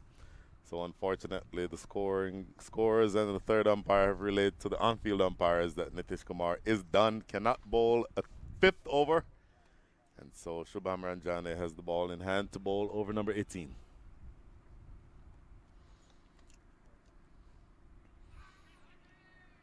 So ball taken on the pad. Or is it? Would have come off the bat. So things are on the way here. We come down to the last 17 balls, Brian. And how did Nitish Kumar thought he would have gotten through, Brian? My good friend, the scorer here from Crick Clubs, Brian. Myself. And probably the umpires. 2 of them. Yeah, that's asking a lot. It's almost like, you know, you're speeding at 80 in a 40 with 4 cop cars sitting there. One of them is going to catch you. So good start from Ranjane. 17 balls remaining. Aditya Ganesh has batted well for 26. We talked about context. No elevation. Will get a single. Rotates the strike to Vikash Mohan. We've seen Vikash Mohan during the course of this series. He has really come and give them runs towards the back end of the innings. We're into the back end with 16 balls remaining, Brian. Can he explode here for the East Bay Blazers? I don't know that necessarily he needs to explode. He doesn't need to hit the ball all the way to highway 290. But what he needs to do is score quickly. Look for those opportunities, and that's going to be helpful. That's going to be down the leg side. And, in fact, it will remain to be seen whether or not that touched anything on the way through. They'll run through for 3. Did they get 3? I think they did. And so watch umpire Billy Taylor, no indication from him. So that's obviously off the bat. And that's what I'm referring to. Sprint. Look for opportunities to score quick runs. They don't all have to be 4s and 6s, and that certainly would put you in a position to help accelerate the rate even if you don't clear the ropes. So 5 in the first 3 balls of this over. Ganesh comes into strike, and that partnership has gone up to. They come back for 2, and they'll stay for 1. The feeling has been good from Lone Star. Boy, the arms in the outfield are brilliant. That is Milind Kumar. Again, Milind Kumar, not a very big man, nowhere as big as Karan Patel, for example, but he has probably the second strongest throwing arm on the side. That throw came from long on, and it went 1 bounce to the keeper. So that's the kind of activity that you want to see from your fielders. So Ranjane flicked away. That's a lovely shot from Vikash Mohan. Found the gap. And a diving save from Karan Patel. Recovers well, the other fielder. And it's 129 for 5, Brian. 8 in the over so far. That's a good example of teamwork. Karan Patel doing the hard work, sprinting 30 or so yards to his right, feeling that ball, flicking it back into Hiral Patel, who completed the throw. So that teamwork saves 2 runs. Again, the type of activity that you want to see in the field. So 41-run partnership. We made mention the best so far has been a 46-run partnership between Rizwan and David White. Ranjane, slow ball. Dot ball to end the 18th over. So 18 gone. It's 129 for 5.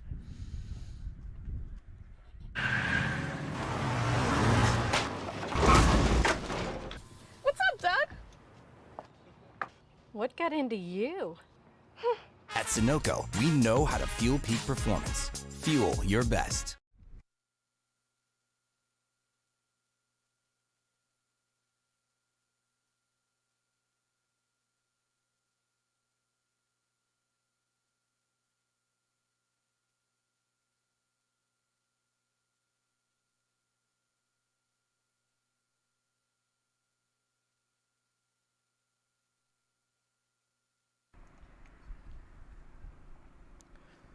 So we've got 12 balls remaining, 18 overs gone. It's 129 for 5. And a bit of discussion. We saw Pawan Soyal going up, and then number 16 gets the ball. That is Hamza Khalid again. So gave up a few runs his first over. Yes, Brian, let's talk numbers. Don't say few runs.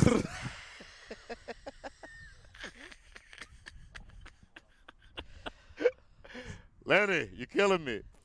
He gave up 13 runs in his first over. So we're down to the last 12 balls. So if we take away the 6 that was from a loopy, half volley, slower ball, and take away the wide, he gave up 6 runs. I'll take that. I'll take 6 runs here from this over. So Aditya Ganesh on 28, the man on strike. He's really batted well, almost run a ball. Oh, pulled into the onside. Has he given Karan Patel a chance? Not at all. And that is gone. That is gone for 6. So Hamza Khalid, a few years ago, maybe last year, won a contest here in the Houston area for the quickest bowler in the league. So he has pace. But from around the wicket, bowling to a man who is set, who is looking to score quickly, I don't know that a bouncer that only gets up to waist height is the best option. So Khalid has gone for 19 so far. We've seen a lovely shot again from Aditya Ganesh, and now this partnership of 47 becomes the highest here for the East Bay Blazers. Can they touch that 151 they scored yesterday? Oh, into the offside. That's a lovely shot from Aditya Ganesh over extra cover, and that's another 6. What a brilliant strike this one is. Now the short ball outside going into the body that was hooked away for 6. You can probably put that one on the bowler, but this one is all class, elevating it up over extra cover. An absolutely brilliant strike that goes away for 6. Now, Ravindra Gunasekara, the senior Canadian player, running all the way from deep point on the boundary to come and talk, say a few words of wisdom to Hamza Khalid. So what a start to the 19th over here for the East Bay Blazers. Couple of 6s off the bat of Aditya Ganesh. This man has really exhibited very good technique, and I'm not surprised that he's been able to take the ball out of the park. Such a small framed individual, but we all know it's all about timing at times. And look at that. That's a lovely shot again from Aditya Ganesh. And we've seen 3 6s in the over. What a shot from Ganesh. Oh, once again, for me, the line from around the wicket, slanting it down, missing the stumps altogether. So it becomes a free. In fact, my apologies. It went over the wicket. But again, the line is going down the leg side. So it is helped away, just helped on its way. 3 consecutive 6s. And one of those overs, if you play cricket long enough and you bowl long enough, you'll always get an over like this. I've had a few in my career, Lenny, and it does not feel good. But what you need to do now is figure out a way to bowl a dot ball. Just figure out a way to get that ball right in the block hole on the stumps. Just figure out a way to get that ball that doesn't get hit for 6. And folks, for the thousands watching this broadcast, and the millions around the world, this is the bowler that Brian picked. He's gone for 3 6s. Well, you put him in over number 17 for the first time. Now, come on. Give him a chance to warm up. Sliced away down to deep third. That's going to be 4 more. My goodness, this is going to be a shocker of an over for Hamza Khalid.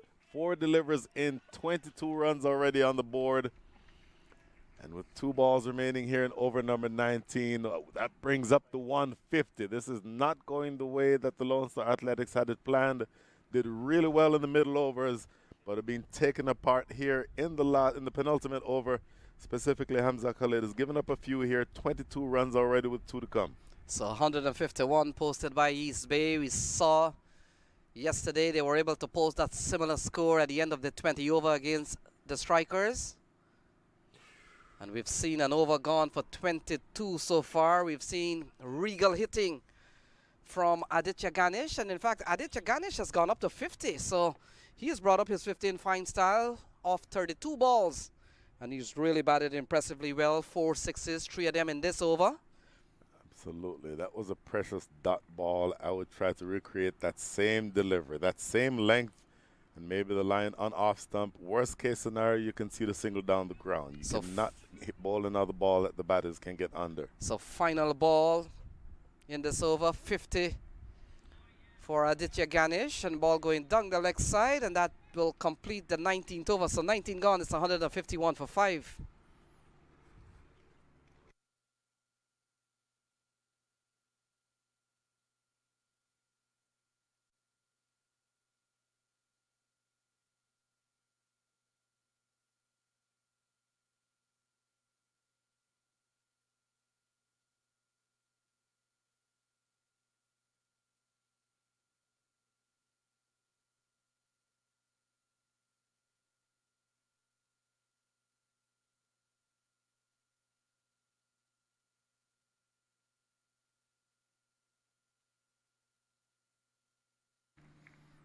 So final over coming up. Pawan Soyal has been given the ball, Brian. And he comes in here with a big partnership, 63-run partnership between Mohan and Aditya Ganesh, dominated by Ganesh. And Ganesh makes a very important half century here. It's 151 on the board. Well, for a while they were projected to be up in the 165, 170 range. The spinners of the Lone Star Athletics brought things back beautifully, but this partnership has propelled the East Bay Blazers toward a respectable total. Already 151 on the board, and looking for more here in the last over. 6 balls to go. Pawan Suyal, very good bowler. You saw him get 2 wickets in his opening over. So we'll come into bowl to Vikash Mohan. We've seen a tall partnership of 63. And he starts well, looking for runs. Aditya Ganesh looking for strike. That's exactly what he's doing, looking to steal a bye.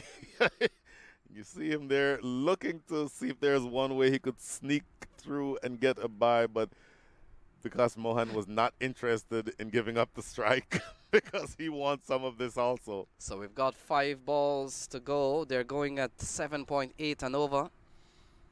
And Brian, irrespective of what happens here, you know Lone Star will be chasing something in the vicinity of 8 runs and over. Full. That's a good ball. And only a single here for Vikash Mohan. But look at that. They come back for a couple of runs. Good running here from Ganesh. Back for 2. That is good commitment to running. I absolutely love that commitment. There's nothing wrong with a low full toss at this stage of the innings, but somehow that aggressive running between the two converted it into 2 runs. Look at this. Clean pickup and throw from Gunasekar, who also has a great throwing arm down there at long off, but they just did turn it into 2 runs. Great work. So 65-run partnership, 4 balls remaining. And Brian, what I'm surprised about, we saw the first ball, Ganesh trying to do anything possible to go down. And we saw Vikash Mohan hitting the ball, and they quickly scamper for 2. Doesn't he realize running 2, he's out of strike? I think the idea is that ball is spooned off the edge, they'll get a single. The idea is they need a run off of every ball. And that would have been a dot ball. In fact, it was a dot ball. They wanted to make sure that they got something, whether it's a bye, whether it's a run of any flavor, they just want a run. And so that tells me that Aditya Ganesh is not being selfish. So Aditya Ganesh comes into strike. The last time we saw him, he was hitting ball out of the park. And he comes in here having played a very good hand. 50 we saw in the last over, 3 sixes and 1 4. And that's the man you probably want to back. East Bay will be hoping that he really gets on to strike. He's on strike now with 3 balls remaining. Here is Soyal. Oh, what a shot. Full toss, deflected away. And it is more runs here for Aditya Ganesh. He goes up to 54. It's 158 for 5. He was straining for the Yorker, overpitched it, but he'd already committed Aditya Ganesh to getting inside the line and flicking it over his shoulder. Look at that. Getting inside the line, and just one of those shots that you and I would have never seen when we were watching cricket 30 years ago, Lenny. But it is one of the more in vogue shots these days, that flick over the shoulder for 4. Well, we've seen a really good knock here from Aditya Ganesh. We saw 3 sixes in that over, 1 4. And we've seen a 4 in this over. So here is Pawan Suyal to Ganesh. And Ganesh pulls and pulls well. No ball is the call. So that has gone away for 4. No ball is called. Free hit will follow. And what a turnaround of events here for Ganesh. Again looking for the Yorker, Pawan Suyal, but missing his length. Even worse this time, ends up bowling a full toss above waist height. For those of you who don't know, a full toss above waist height is an illegal delivery. It's a no ball. And to add insult to injury, he cashes in with a boundary. So 5 runs already, but the next issue is that this is now a free hit. Oh, what a great delivery on the free hit. Absolute brilliant. That's the Yorker that he'd been looking for the last 3 balls. He finally nails it on this one, so the free hit only cost them 1 run. So 164 on the board, still a ball remaining. This partnership has yielded 76 runs, Brian. And that 76 run has come in 43 balls, 52 off the bat of Ganesh and 24 off the bat of Mohan. And it comes down to this final ball. Mohan on strike. It's 164 for 5.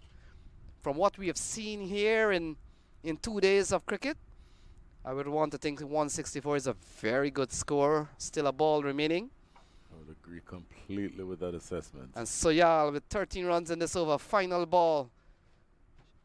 Down the ground goes Mohan. Coming for 2. They are coming for 2. And it could be run out one. So run out one, 165. 165 at the end of 20 overs. What a great fight back. Some relatively poor bowling towards the back end of the innings after the spinners did really well. You see on the replay, Gunasekara picking up and throwing to Pawan Suyal, and he catches Aditya Ganesh short by, in fact, catches Vikas Mohan short by some 1 to 2 yards. But the damage has been done. 165 runs, a great fight back. 63 runs come from the last 5 overs, and in fact, 36 come from the last 2 overs.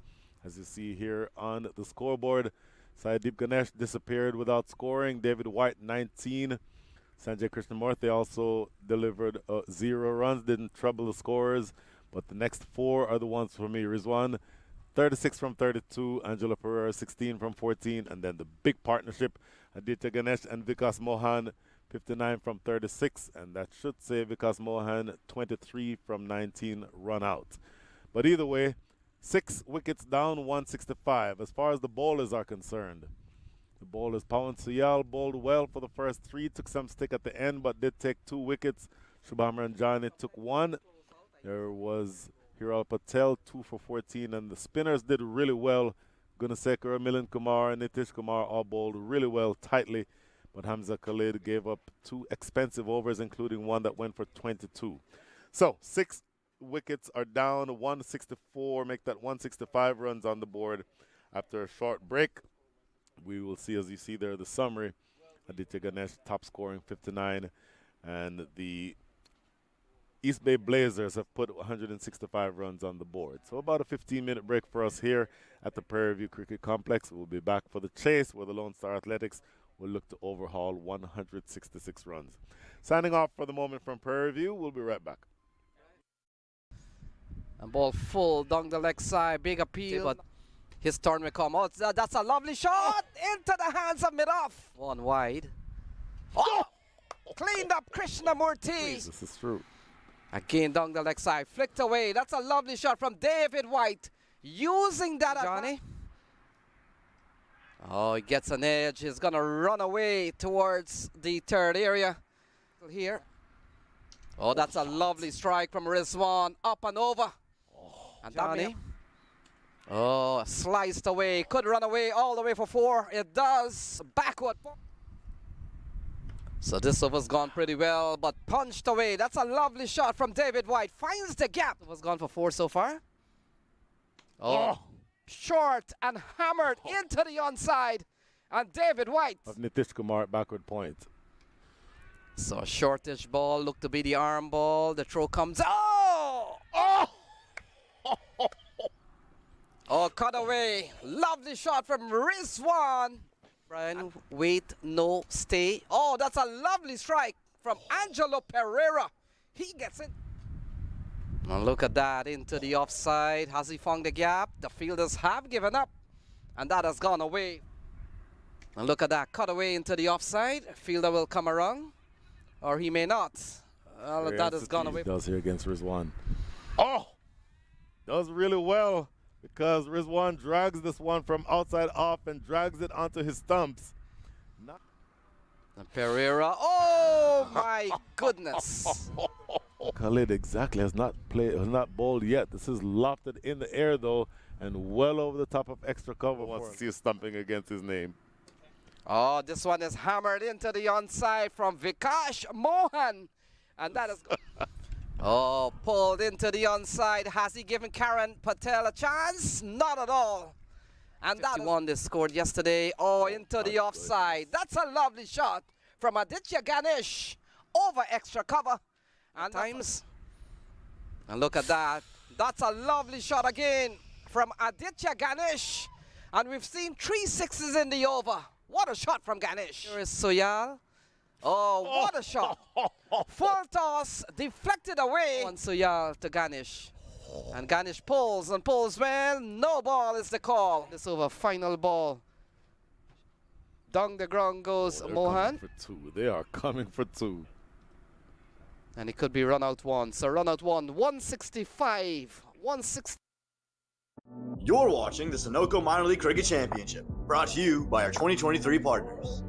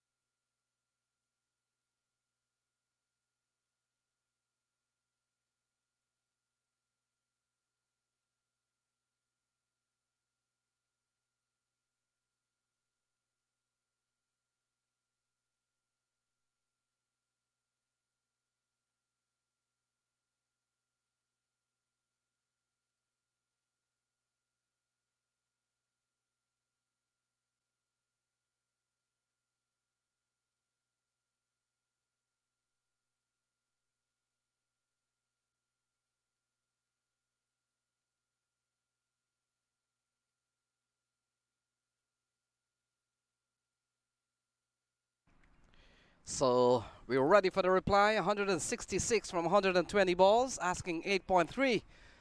Two openers out in the middle. Cheyenne Jahangir, as expected. And Nitish Kumar, welcome back. Brian Walters. They need to get 8.3 and over. Good afternoon again, Lenny. So much depending on this top pair. And in fact, the top 4 in this Lone Star Athletics side, if they're going to chase down 166 runs, I would suggest that the top 4 need to get about 115 to 120 of those runs. But it will not be easy against the big left-arm quick Carmi LaRue. So one that keeps low, shoots along the ground. Keeper does well to keep the ball in play. Absolutely does well there. Carmi LaRue, somebody who hits the deck hard. You don't expect that ball from him to be bouncing a second time before it gets to you. So unfortunately, having to wear that one off his chest was the keeper for the East Bay Blazers. That's Aditya Ganesh. Down the leg side this time. And for the first time in the over and the first time in the innings, wide signal by umpire Aditya Gajar. So Jahangir has exactly 300 runs in this series, Brian, including the Super 8. Saw him getting a knock yesterday, not too many, got 5. And this is very good bowling from Carmi LaRue so far. Very good start with an asking rate over 8 runs and over. It's gonna be a tough chase. But we've seen the batting order, the top order of this Lone Star team. And you get the feeling, Brian, those 4 batters, the likes of the 2 out in the middle, and of course Nitish Kumar and Ranjani will have to do the bulk of what is required here. To complete that point, the top 4 batters for the season: Nitish Kumar, 441 runs; Milind Kumar, 302 runs; Cheyenne Jahangir, 295 runs; Shubham Ranjani, 210 runs. Do you know how many runs that the number 5 batter has for the season? 52. So ball steered into the offsides, and up and running is Cheyenne Jahangir. So that is a huge drop-off between the top 4 and everybody else in this batting lineup for the Lone Star Athletics. So that's why I've said the top 4 are so critical. Under most conditions, they would be critical. But specifically this year, the Lone Star Athletics have shown maybe a disproportionate reliance on those top 4. So the Blazers, if they win this game, they'll be in similar position with the Atlanta Fire, with a couple of wins for the Atlantic team. And this is a Pacific clash between Lone Star and the Blazers, and the Blazers have won already. And I made mention, Brian, the pressure is on Lone Star to get it right in this game, because another loss could really put them essentially out of going further. Lovely shot into the offside from Nitish Kumar. And that will complete a very good over from Carmi LaRue. So it comes to an end. It's 2 on the board. It's 2 for no loss. वक्त आ गया है Lakshmi basmati rice को घर लाने का। Lakshmi extra long basmati rice. इसका हर दाना हो इतना लंबा, पकते हुए महके और प्लेट में क्या खूब खिले। हाँ, मेरे घर लाने का।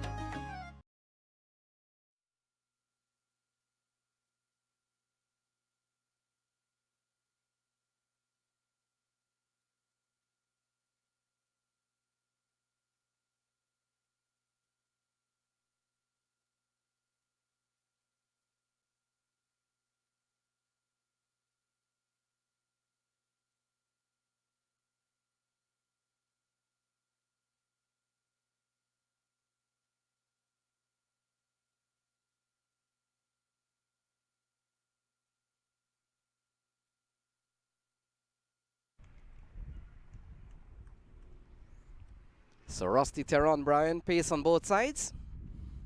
Will come into bowl to Cheyenne Jahangir, 2 for no loss. They require 164 from 114 balls, asking 8.6. Make that major league pace from both ends. Carmi LaRue and Rusty Theron both playing in the major leagues in Dallas and North Carolina earlier this year. Rusty Theron, of course, the former South African international.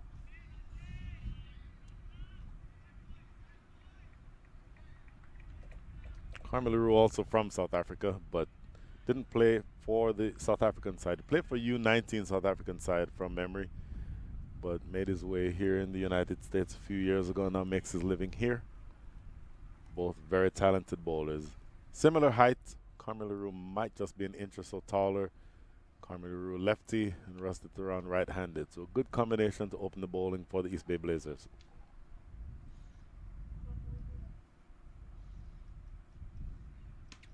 Oh, punch through the covers.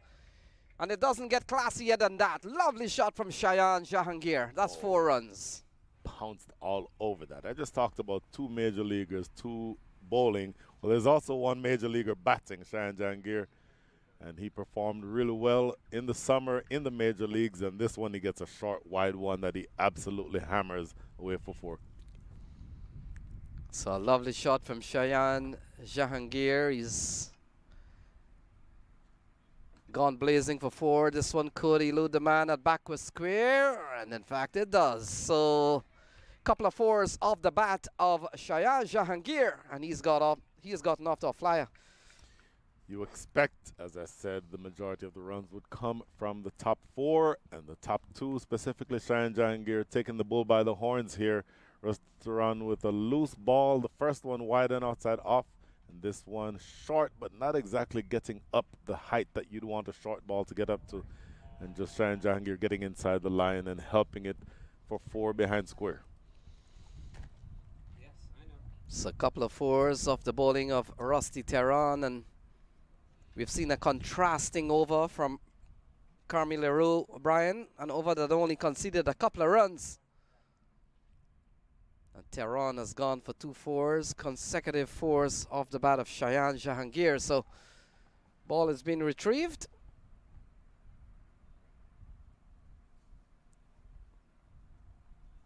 Yeah, they see that replay again. That short ball, first of all, it was down the leg side, and second of all, it was about waist height. Diving attempt by the fielder running across from backward square. That would have been Abhishek Paradkar. Not able to get to it. And it goes away for 4. So Rusty Theron, you know, if you have a relatively challenging target, what you're needing to do or wanting to do is just bowl dot balls. Or bowl balls that are on that off-stump line short of driving length. No need to overcomplicate things. So ball steered into the offside. Easy single. And Brian, we saw the ball taking a couple of minutes there to be retrieved. From your experience, does a cricket ball find some places that you can never find them at times? Do they go into some strange places?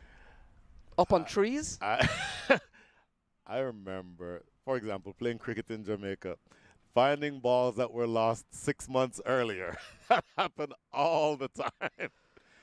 Oh, So lofted over the top of mid-wicket. That's going to run close to the boundary and, in fact, get there now. Good-looking shot by Nitish Kumar. Again, Nitish Kumar, the leading batter on the side for the season. 441 runs, 22 sixes, 34 fours, 350s, and 100. High score of 103 with a strike rate of 134. So you know that he's one who likes to get on with it and really can trouble the scorers a lot. He's absolutely one of the better batters in the league, and in fact might have been right at the top of scoring for the entire league for the year.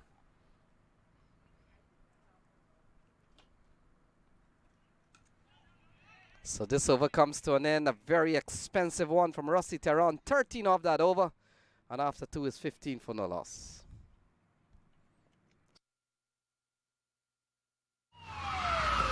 Took that last corner pretty quick. Sir, I need 1 hand on the roof, 1 hand on the pump.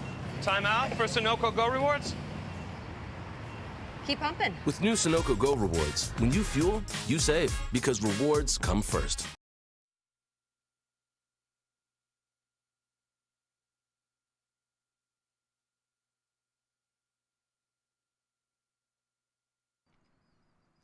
So Carmel Leroux will continue. First over went extremely well, just a couple of runs. And you got the feeling, Brian, it doesn't matter where Lone Star gets the run from, but they've batted 2 overs and they've gone 7.5 runs and over. So all that matters for them is that they want to keep up with 8.5 thereabout. A play and a miss from a wideish ball outside the off stump. The keeper has done well to keep some balls that really skidded along the ground. Aditya Ganesh, who had a fine knock when he batted. I will say that Carmelo Rowe is bowling about the length that you'd expect the keeper to be collecting the ball up by his chest. And he's bowling relatively quickly, not sprinting in as much as he usually does, maybe going at about 80% pace, but fast enough that I would not expect for the ball to be consistently bouncing at second time before it gets to the keeper. And Brian, a lot of keepers have preferred way of how they want to take the ball. A lot of keepers will wait until the ball comes to them around waist height. The Australian way, of course, some would want to take it like a fingers up. Fingers up. And some other keepers will probably wait and try to take the ball different height. So it becomes more of a personal thing. Seen a couple of good balls in this over from Carmi Leroux, couple of dot balls.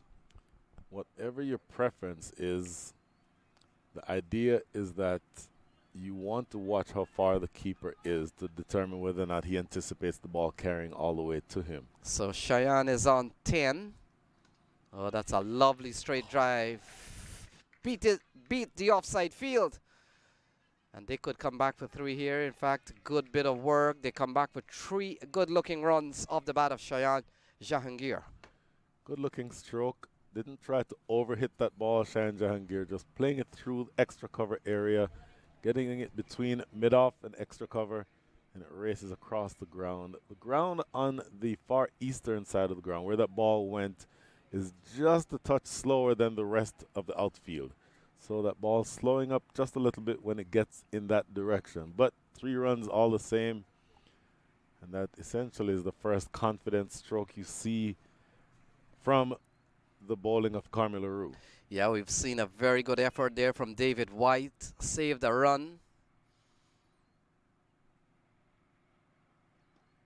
And Brian, we've seen the importance of saving ones here, 2s there, and they really add up towards the end. 147 needed from 104 balls, still asking about 8.4. And they're going just over 7 runs and over. That's a good build-up to get to 8 point whatever is needed. It is. You're essentially trying to stay within range. Right now, the run rate is 7.13.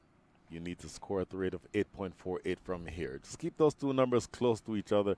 And this right here, just picking up singles, the idea is just to figure out a way to score off of each ball. So that Kumar really is all that's required from here. So Kumar comes into strike, and Brian made reference to 441. He got 14 yesterday, so that's 455. He's up to 5 today, so that's 460. So that meter keeps running.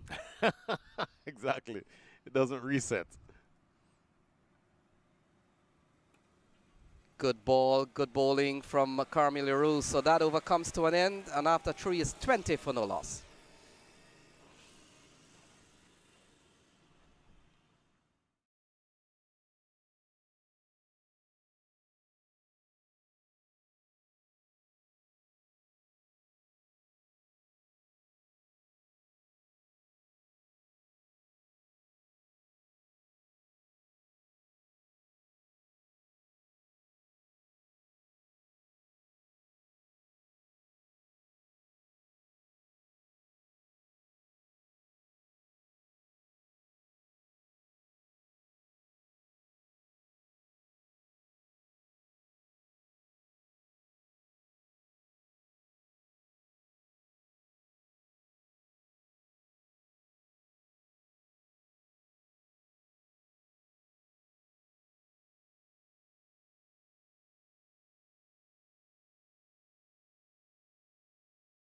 So much of them from time to time.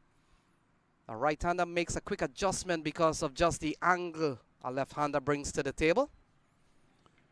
I think it's interesting, rather than bowling or going a second over with Rusty Theron, who was very expensive, that one over going for 13, you immediately go for the left arm seamer Abhishek Paradkar. I like that. Carmelo, of course, with much success from his first 2 overs, only conceding 6 runs or make that 7 runs. Excellent bowling, and seeing if you can replicate the same action here from Abhishek Paradkar. So he starts well, starts with a dot ball.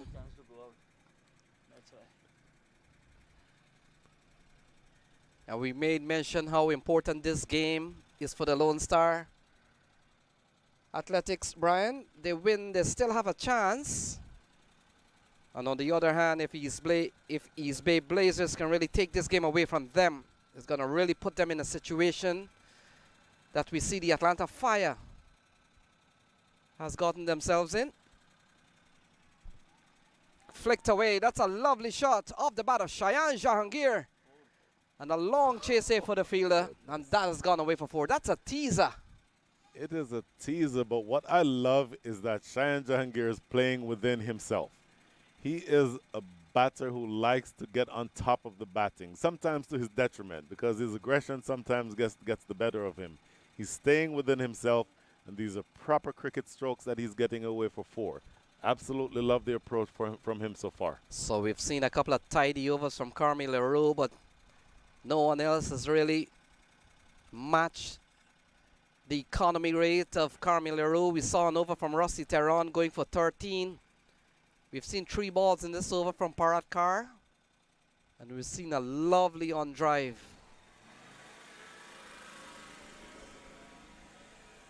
All along the ground for 4. And we were off mic, Brian, and we made the point that for the Lone Star team to really overhaul the 160 plus, it will have to come from 1 of 4. We've seen Shahan Jahangir and Nitish Kumar. That's 2 out in the middle. Yep. Oh, sliced away. Lovely shot again. Fast outfield. Good pace on the ball, and that has gone away for 4. Gave him the width. You do not want to give Cheyenne Jahangir width outside off stump, particularly not inside the power play with nobody in the deep on the offside. And it was hammered. You all probably heard that ball ricochet off the 4x4 post here on the protective area where we are. Huge strike for 4 by Cheyenne Jahangir. And Brian, when you bowl a top-class batsman, the margin of error is extremely slim. Look at that. Into the onside, protection out in the deep. And a single that brings Nitish Kumar on to strike. Cheyenne Jahangir's reaction that time indicates that he thought he should have gotten more out of that than a single, and has to be said that was a long hop that could have been punished. He could have hit that anywhere. He could have hit it either side of that fielder, deep backward square, but he hits it straight to him. So only a single there. He wanted more than that, Cheyenne Jahangir. So a Lone Star would have lost to the Dallas Mustang. They take on East Bay now. And of course, tomorrow, another tough game for them. They take on the Strikers, Silicon Valley. This one, pummeled out of the playing area by some yards off the bat of Nitish Kumar. If you have the pace of Abhishek Paradkar, you should be really pitching that ball up. If you're going to bowl half-trackers like that, you are not going to trouble either of these 2 batters. Look at Nitish Kumar here, pounce all over this delivery. Bouncing only maybe waist height. Again, that short ball, neither the pace nor the height, and it lands 5 yards outside the boundary at deep mid-wicket. Big 6 to close things out in over number 4, 35 without loss.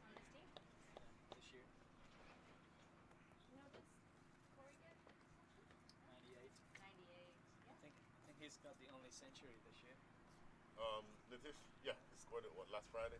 Yes, 103.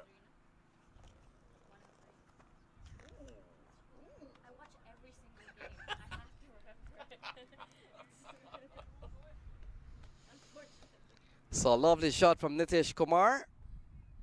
And Brian, we were hearing a bit of chatter as to the only centurion of the tournament. And they are right, Kumar, with 103 already. in the series. We've seen Shayan Jahangir getting a 98. Yes. We also see Corey Anderson getting a 95. Andres House, 91.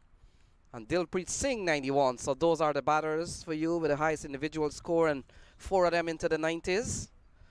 And Shayan has gotten very close to a triple figure mark. Krishnamurti comes into the attack and starts well with a dot ball. Sanjay Krishnamurti, the left arm spinner, U21 player. A lot of success. You know how good he is to be bowling here inside the power play. Two batters intent on doing damage. So spin for the first time, and he has pierced the offside field. Fielder will come around. And he makes a valiant effort. Has he pulled it in back? Apparently he hasn't. Umpire Aditya Gajar signals 4, and that's 4 more runs for Shayan Jahangir. And Jahangir now moving up to 27 from 19. We keep repeating it. You expect the majority of the runs to come from the top 4. And these two have already gone about their merry way. In fact, their run rate now exceeds the required rate. So if this pair stays there, particularly if they get deep enough into the innings, then it becomes more and more of a reality. Oh! Oh, my goodness. Sanjay Krishnamurti dropping that one well too short. And how much does Shayan Jahangir jump onto the back foot and pummel that one into field number 2? Yeah, another big strike from Shayan Jahangir. Take a look at this one. Too short from Sanjay Krishnamurti. And Brian, I made the point. As the higher you play, as the higher level you play, and when you're bowling to top-class batsmen, yep, your margin of error becomes very slim. In fact, the more you can close that gap is better for you. Into the onside again. And that has gone for another maximum. So a 4 and a couple of 6s for Shayan Jahangir. He goes up quickly up to 39. Oh, Shayan Jahangir getting this one exactly where he wanted it. Krishnamurti too short on the previous delivery, too full on this one. They both end up in the exact same way. There we see the wonderful Z in your camera right now with a heck of a throwing arm that time, Z. Very well done. Gets it back on 11 bounces back to the field. But Shayan Jahangir already taken 16 from this over with 2 to come. So 51 comes up in the 5th over. And we've seen a couple of big strikes from Jahangir off the bowling of Krishnamurti. This one a better ball. He's done well to make a good comeback delivery, Brian, but you get the feeling with 16 runs in that over, perhaps enough damage has been done. And the idea is for Shayan Jahangir to accept those 16 runs. That's exactly what I want to see from him. Coming forward and defending this one. The old Shayan Jahangir would try to hit that last ball for 6. This Shayan Jahangir says, you know what, we've gotten enough from that over. I'll just reach forward and defend it down the pitch for no run. 51 runs after 5.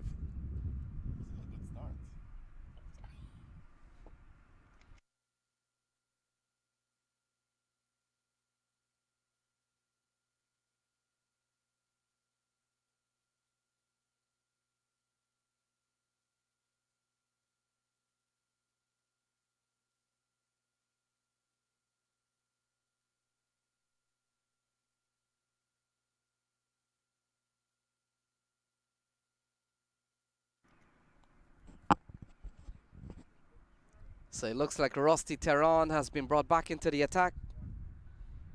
First over gone for 13. We've seen the last over from Sanjay Krishnamurti going for 16. And Nitish Kumar on strike. We made mention the only centurion of this year's Sunoco 2023 Minor League Cricket Championship. And we also saw a 98 from Shayan Jahangir. So they've both gone for tall scores during this year's tournament. Oh, that's a lovely strike from Nitish Kumar.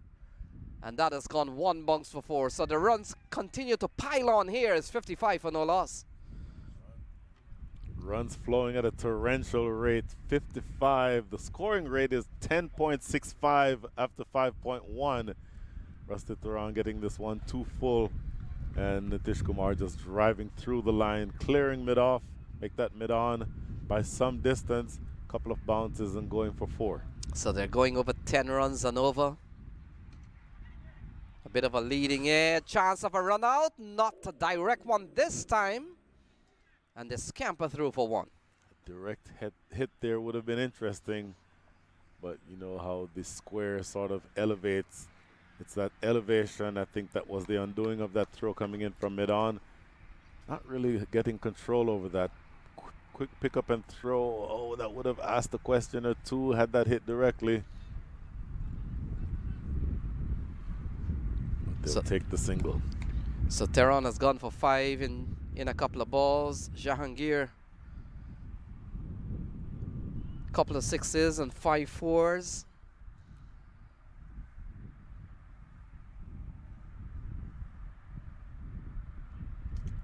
Slower ball, good bowling here from Rusty Tehran, stemming the flow of runs for the time being. Yeah, Rusty Tehran sort of understanding that Shayan Jahangir likes pace coming onto the ball.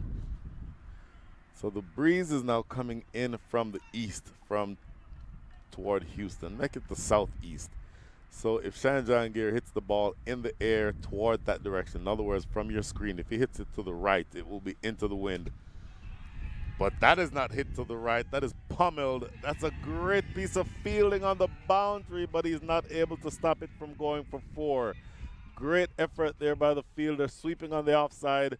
That is Arnav Iyer playing as the 12th man today, but not able to field that cleanly. It goes away for 4. Another good looking shot from Shayan Jahangir. Look at that, punching it through the offside. Oh. Fielder did well to put some hope in saving that boundary, but in the end, it was a very forceful shot.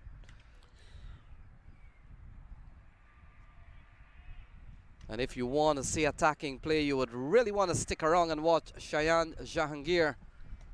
Man on top of his trade, Brian. Oh my goodness. There is no better sight in cricket, and those of us who've known him in Houston here for a long time are so proud to see him on this level, batting really, really well, and to the extent that he knows what he needs to do and what his team needs for him to do, he's taking the bull by the horns. So 9 in this over. Whether or not you can say it's a better over, probably you're right on that, but 9 off that over. 6 over comes to a close, and they're going 10 and over, 60 for no loss.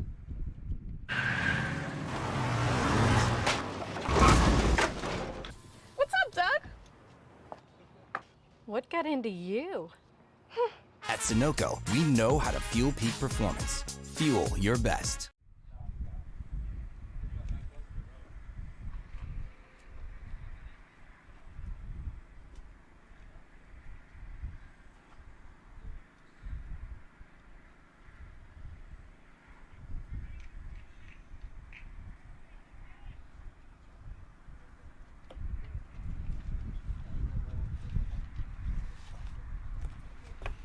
Quick look at the Manhattan, the comparisons of the Manhattan. If you see there, the red buildings are almost all taller than the corresponding blue buildings, which tells you that I almost said the Houston Hurricanes, the Lone Star Athletics are often running, scoring at the rate of 10 and over, only needing to score from here 7.57. They have 6 to 8 runs on the board. As of this stage, when the East Bay Blazers batted, they had 49 on the board. So you're ahead of the game there. Sanjay Krishnamurthy to continue. So ball worked into the onside. They scamper through for 1. And Nitish Kumar gives up the strike to the exciting Shayan Jahangir. He's up to 43. Came into this series with over 300 runs, Brian. In fact, 295, and he got 5 yesterday, so that's 300, and he has added 43 in this game. Turned into the onside, couple of singles in this over, so things have gone pretty well for Sanjay Krishnamurthy at the start of over number 7. Yeah, definitely starting off better here. Better line and better length. And of course, now we're out of the power play, so you can be a lot more defensive. There's a man down here in front of us at deep mid-wicket. Here's a long on, long off, sweeper on the offside, and deep square leg. So good bowling here from Krishnamurti. Will they get a couple of runs? They will. But Brian, as a bowler, when the batters pick up a couple of runs, you won't be minding that too much. What we've seen from the last over, you'll be quite happy that you're preventing boundaries. Well, 16 from Sanjay Krishnamurthy's first over, so starting out much better here. 4 from 3. Wow, look at this. Nitish Kumar committing the cardinal sin of going after and across a straight delivery, misses and loses his middle stump. So kudos to Sanjay Krishnamurthy, keeping that ball where you want it as a spinner, just short of driving length. Trying to go across the line that time was Nitish Kumar, and misses on that. You miss, I hit. That is the end of him. Here you see on the replay, landing this one drifting in toward the stumps, knocking back middle stump. So the first wicket goes down. Milind Kumar, in fact, Nitish Kumar is gone. He's gone for 19. And that big partnership of 64 comes to an end. Milind Kumar walks out to the middle. And Sanjay Krishnamurthy rewarded Brian, perhaps with a tidy start to the 7th over, his second. And he's picked up the important wicket of Nitish Kumar. What a spectacular piece of bowling. So if you're a spinner, Lenny, you have to prepare to get hit. It's just the way, it's part of the crime of being a spinner. But the knowing how good a spinner is to what extent can I continue to get the ball in the right areas, even when they hit my good ball, because you're telling yourself eventually he'll go across one of these, and that when he goes across, it has to be good enough and straight enough that I hit the stumps. So that's exactly what happened here, getting that ball right, just not quite in the block hole, just short of driving length. Going across that ball was Nitish Kumar and being dismissed. Clean bowled, so he had a good production while he was out there. 19 from 11 with 2 fours and a 6. But that wicket means that one of the top 4 that we keep talking about has been dismissed. So the fabulous 4. The fabulous 4, I love it. Milind Kumar, the second leading scorer for the year before the playoffs started. He had 302 runs against his name, high score of 72. Strikes it at 138, so actually striking it at a faster rate than Shayan Jahangir himself. And Brian, we saw yesterday, this is his longest stay at the wicket in the Super 8. We saw yesterday he got a first ball. So he has survived. This is his longest stay. I just caught what you meant by that. Ball outside the off stump. This has been a very good over here from Krishnamurthy. An over that has only conceded 4 runs, 7 gone is 64 for 1. वक्त आ गया है Lakshmi basmati rice को घर लाने का। Lakshmi extra long basmati rice. इसका हर दाना हो इतना लंबा, पकते हुए महके और प्लेट पे क्या खूब खिले। हाँ, मेरे घर लाने का।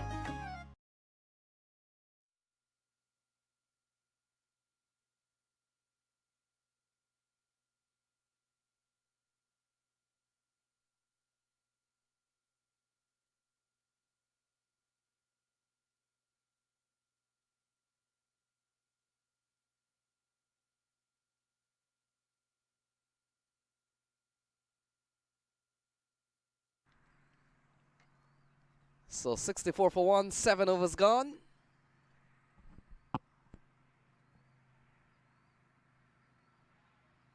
Still going over 9 runs and over. Bowling change.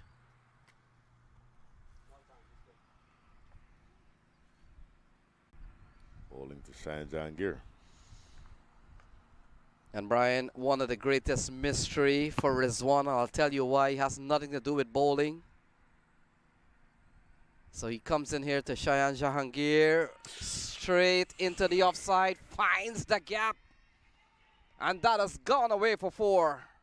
Piercing the offside field again from Shayan Jahangir. Angelo Pereira, the captain, standing at extra cover, holds his head down because that ball passed him by probably 2 yards. Tossed up, hammered right past it. There you see to the right of your screen. He holds his head down. My goodness, That could have been in my lap, but it was a little too straight. So ball punched into the offside. Hamza Tariq comes into play. And Brian, I made mention, and I got to say it quickly before he bowls.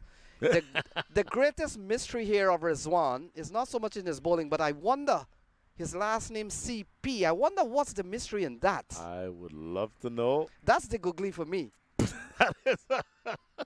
That would be the Jaffer. That is the Jaffer. I have no idea what that name is, but whatever his last name is, he batted really enterprisingly, and so far, the first ball went for 4, but he has a bit of an unorthodox action that you would think could cause some trouble for these batters here. The 2 batters in the middle, Milind Kumar and now Shaheen Jahangir. So 5 in the over so far. Here is Rizwan. And Brian, we've used to seeing a little bit of sling arm, bowling quick or medium pace, but this is you're right on that, a strange action from Rizwan. If it's effective, why not? If it is effective, I don't care how it looks as long as it works. So ball driven into the offside, not a bad start to Rizwan. He's given up 6. Isn't he permitted to go up to maybe 7 and 8 and over? So he's had some cushion here. Oh my goodness, yes. In this stage of the innings, you will take that from your spinner who is just allowing 7, 8. You don't want him to give up any boundary balls, so you're a little bit less than impressed with the very first delivery. So Shaheen Jahangir is on 49. We saw him getting a 98 during the course of this series, but he's close to getting a half century. And look at that, down the leg side. Wide is the call from umpire Billy Taylor. That is interesting because the keeper, Aditya Ganesh, trying to sell a potential catch down the leg side to distract from the fact that that was going to be a wide. So Jahangir on 49 from just 30 balls. Here is Rizwan. And can't get to that half century, but I'm pretty sure it will come. Wow. I hope you didn't put the old commentator's curse on Shaheen Jahangir. So he's on 49. He's really batted well. 7 4s and a couple of 6s. And again going down the leg side, umpire Billy Taylor getting some exercises in this over. 3 wides in the innings so far, 2 of them in the last 3 deliveries. And that 50 still eluding, at least for the moment, Shaheen Jahangir. And I get the feeling like he knows he's on 49 when you're on 49, and when you're 99, that's how you bat. You're a little bit tentative. All of a sudden, all the big strokes, you suspend for a bit. 8 overs gone, 72 for 1.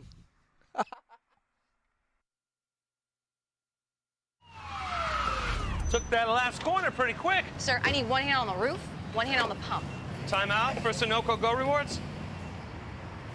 Keep pumping. With new Sunoco Go rewards, when you fuel, you save, because rewards come first.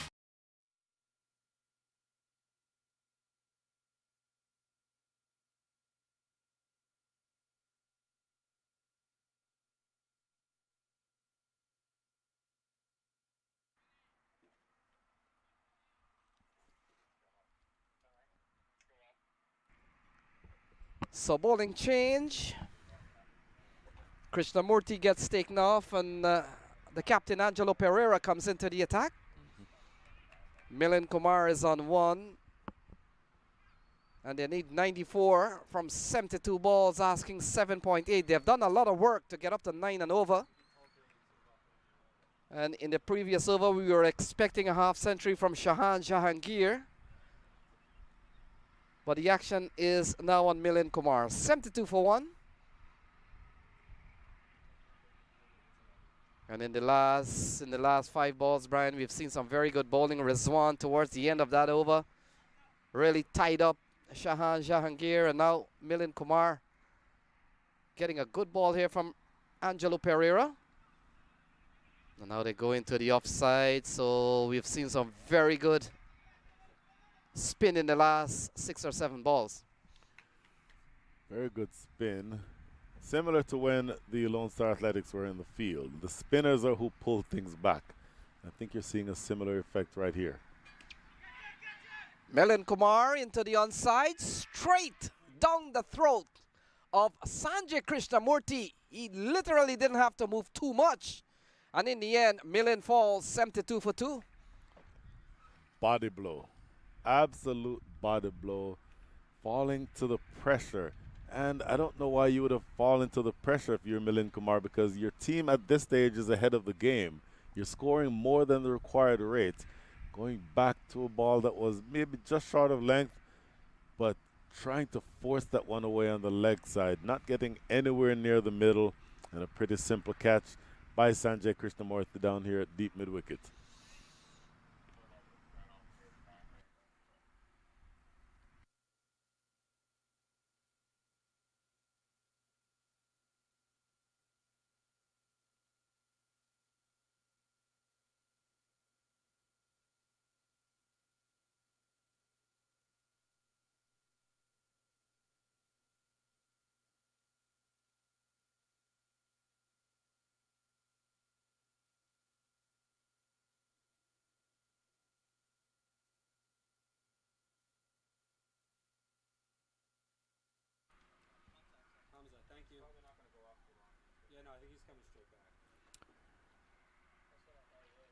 So, Lenny, we've spoken a lot about the top four. Well, this pair at the wicket represents the last opportunity for the top four to bat together. Yes, Brian, and like anything else, they came as expected. 1, 2, 3, and 4. So Pereira picks up the wicket of Milind Kumar. And now they're going to scamper through. A bit of misfielding there from the man outside the offside. And now that big moment, Jahangir on 49. And I wonder, Brian, how long does his fan have to wait before he crosses another half century? Well, I'll tell you, he'll be more than careful now, especially with the loss of the few wickets. And that's another dot ball. So Jahangir has been held up here. We've seen some very good bowling in this over from Angelo Pereira. Oh, into the offside. So 50 for Jahangir. And the fans in his dugout, they're quite elated. They're on their feet. And they have applauded a very good knock from a man who's been among the runs, Jahangir. 50 for him. Yeah, Shahan Jahangir taking the bull by the horns. 50 from 34, but his work is by no means done. That's why you see just a very small acknowledgement of that milestone by Shahan Jahangir, because he knows he has to stay there, has to bat through the rest of the way. 74 for 2 after 9.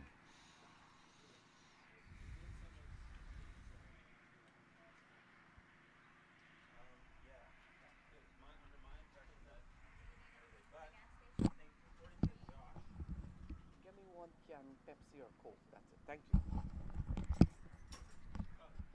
So Rizwan will continue. Ball swung away into the ring. And they go through for one. And Brian, you get the feeling that the momentum has been lost by the Lone Star. And you would realize that we've seen a very good comeback from Rizwan and Angelo Pereira in the last 12 balls or so. Things have really been pulled back here by the East Bay Blazers. I would agree with that. The only issue is that you have to realize, even though you've lost momentum, you're still right there in terms of what the required rate is compared to where you are. So the required rate as of now, let's see, there's a single taken there from the first ball. So after that single, the required rate is 8.4. You're scoring at 8.18. So you are right there. Those two numbers need to stay close to each other. In fact, they've been two singles. But the greater point is exactly still the same. You are scoring at a rate that allows you to stay close. The bigger issue now is that you don't want to lose any more wickets. So ball given a lot of air. This has been driven down the ground. Easy single there to Jahangir. Well, he will have to really play a good hand here. He's already played one. And so he will need to continue on. 89 from 63, still asking 8.4. They're going at 8.1. So they have done tremendous work in really taking that run rate up. past 8. And this has been a very good over from Rizwan so far. Good over. Just 4 singles from the first 4 balls of this over. Now, we've spoken a lot about the fact that the top 4 have generated the majority of the runs for the Lone Star Athletics. Ravinder Gunasekara has not always been in the side, so it's a bit of a wild card because he himself has always been a top order batter, both for Canada and for the various franchise teams that he's played in, played down the ground for a single. So the reality is that he has not scored very many runs, but that's just because he hasn't been here for a very long time. I want to see when he comes in whether or not he can regain his old form and push forward. You know that he's probably the next one in. Let's see if he can take the bull by the horns when he comes in. So Ranjane comes in to strike. We've seen another quality over from this Blazers man, Rizwan. He's only given up 5. And we've seen 5 singles in this over. So make that 6 singles. Good over from Rizwan. The 10th comes to a close. It's 80 for 2.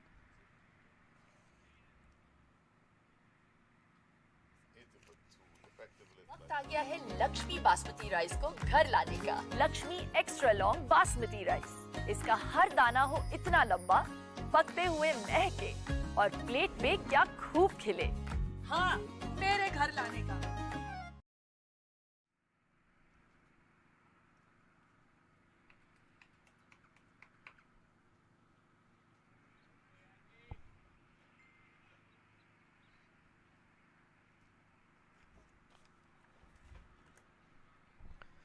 So the cricket continues, 80 for 2. And it looks like Pereira will continue, and why not? Conceded a couple of runs in his first over, picked up the wicket of Milind Kumar. And the pressure certainly on the batting team. Brian, 85 to win from 59 balls. The pressure is on, but it is going to be so important that you keep a calm head, a level head, bearing in mind the importance of your wicket. Specifically, I'm talking now about Shayan Jahangir, 53 from 37. And I like the fact that he's playing within himself. Again, the natural tendency for him is to want to hit big and try to get on top of the bowling. But he has to realize, and I think he does, how important his wicket is. And he lofts this one down the ground, though. Catchable and gone. My goodness, exactly what I referred to. His wicket is so important. And he ends up trying to go big over the offside and only finding long on. It appears as though that is Vikash Mohan with the catch.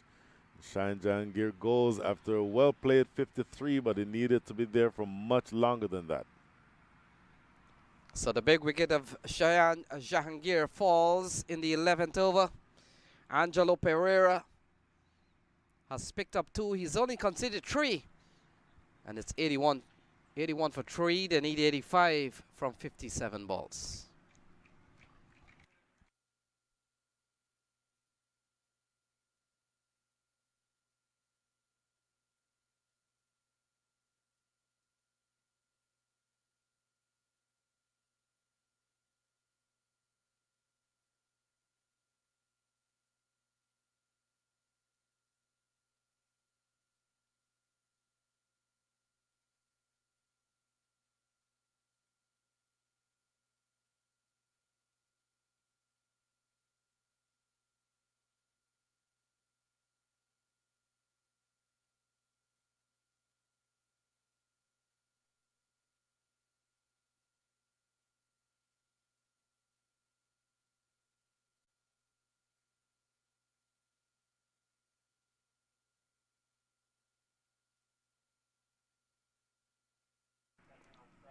So 81 for 3.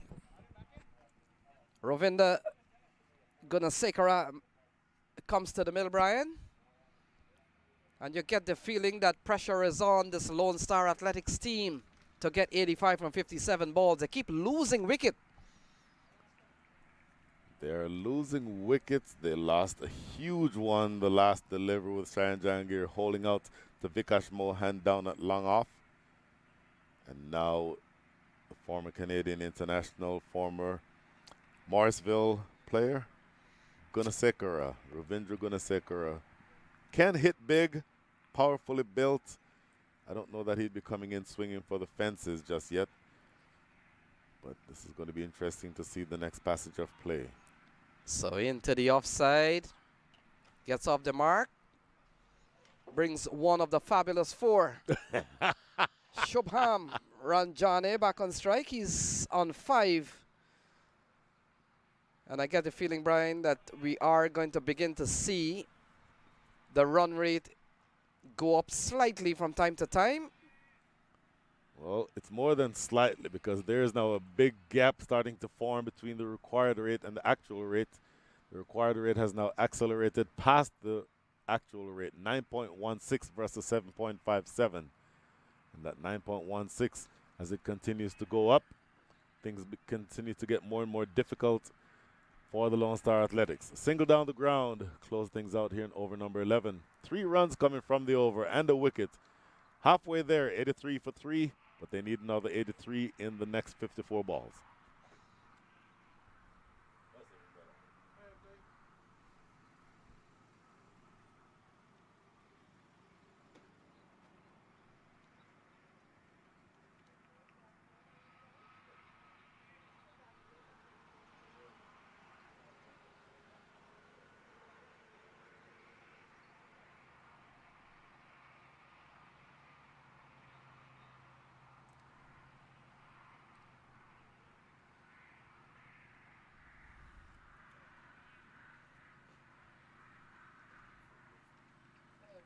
Well, Lenny, spin is doing the job for the East Bay Blazers.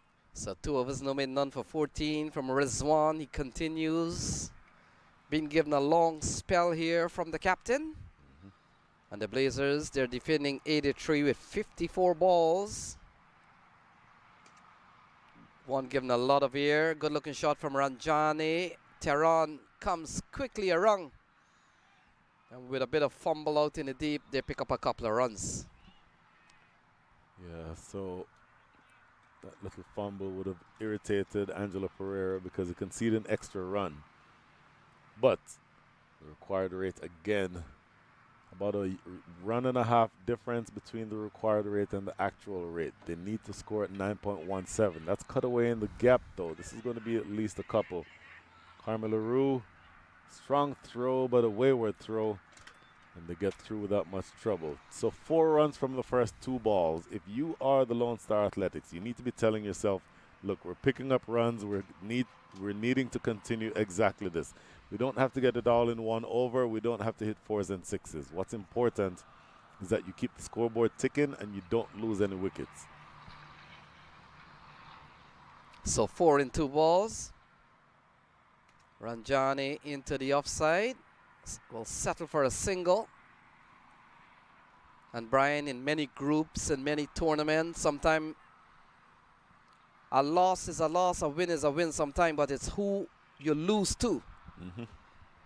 If Lone Star lose to the East Bay Blazers now, not only they're losing a game, but they'll lose their second game, but they've given East Bay a chance and a big opportunity for them to never look back.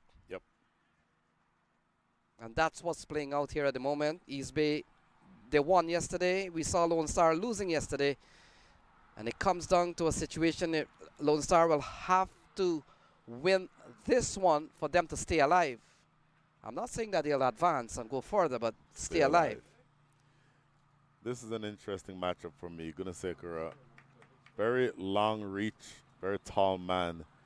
And let's see if he can put that long handle to good use. Yes, Brian, this one is played back. I remember seeing Gunasekara, might have been in 2021 at Morrisville. Not too sure if Morrisville was known then as Morrisville Cardinal or Raptors. I think Raptors came after that. But the fact is he's been with the Morrisville franchise. And he's certainly not pleased with a ball that umpire Billy Taylor has said is a fair delivery.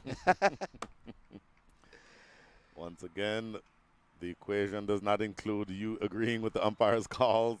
It's never been part of the equation. So 78 to win from 49, asking 9.5.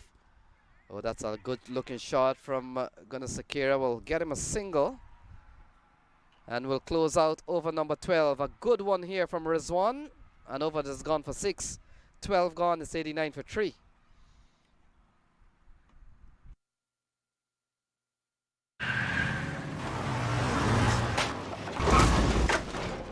What's up, Doug? What got into you? At Sunoco, we know how to fuel peak performance.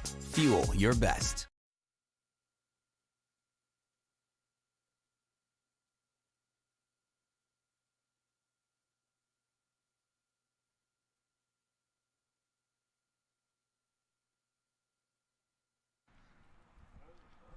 So Pereira will continue. Brian, we've seen some tidy bowling from Pereira and Rizwan. And this is a matchup in the Super 4 of the Pacific Conference. Pacific Central includes Dallas Mustangs and Lone Star. And then, of course, East Bay comes part of the Pacific Western side, East Bay and Silicon Valley Strikers. So we come down to 76 from 47. Where's your money, Brian? Squarely in my pocket, Lenny. If you force me to say who is going to win, if you ask me to recreate a virtual win predictor, my win predictor is definitely pointing towards the East Bay Blazers. But if Shubham Ranjani and Gunasekara stay there, and Shubham Ranjani in particular keeps doing what he just did, there is a chance, as they say, lofting this one well over cow corner for a big 6, his first of the innings. So big strike from Ranjani over number 13, and look at this one. A lovely strike, good timing on the ball. And you're right to say, Brian, he heads around the cow corner area. I wonder how that name came about. Well, after your Nelson story, I would not even venture to guess how cow corner came about. Well, they say that in farming villages where cricket grounds are, you want to make sure that the livestock, whether sheep, goats, or cows, are always put in the far end of the ground, where the balls are not gonna go likely. And so, hence, if you read up on it, they'll tell you that's what is known as the cow corner, where the cows are. It's usually the farthest part of the cricket ground. Lenny, this feels like you're making this up, Lenny. So 69 to win from 45. We've seen a good knock so far from Ranjani. With this one into the onside, so Gunnar Sakira will be hoping that he can provide good support to the more aggressive Ranjani. And they come down to the last 68 runs from 44 balls.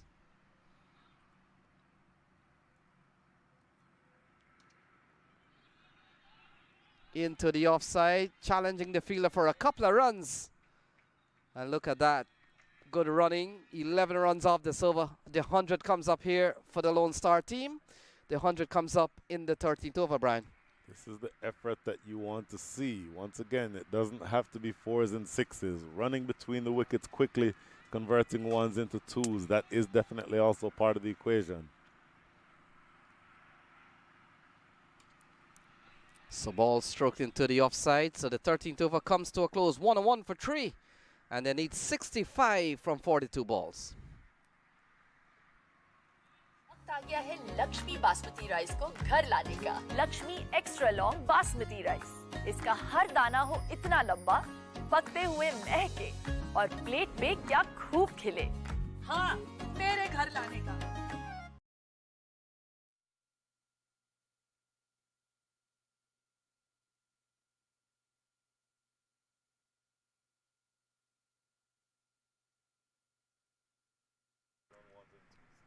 So we come down to 65 from 42. Must-win game here for the Lone Star Athletics, Brian. Has to be a must-win game, and I think they know it. But again, I love the responsibility. In fact, when I said this earlier, the very next ball, Shahan Jahangir was dismissed. But I love the responsibility that these two are taking. If you get a bad ball, punish the bad ball. But otherwise, push the ball into the gaps and sprint back and forth. And all you're trying to do right now is stay close, maybe put yourself in the position where you go into the last 3 overs needing, say, 30 runs. That's more than doable. So, Brian, in 2 days of cricket, I wonder how many wickets you have. I'm sure I'm leading the league right now. I'm sure I've taken about 4 wickets already in the last 2 days. So 101 for 3, 65 to win from 42. Rusty Tehran comes back into the attack.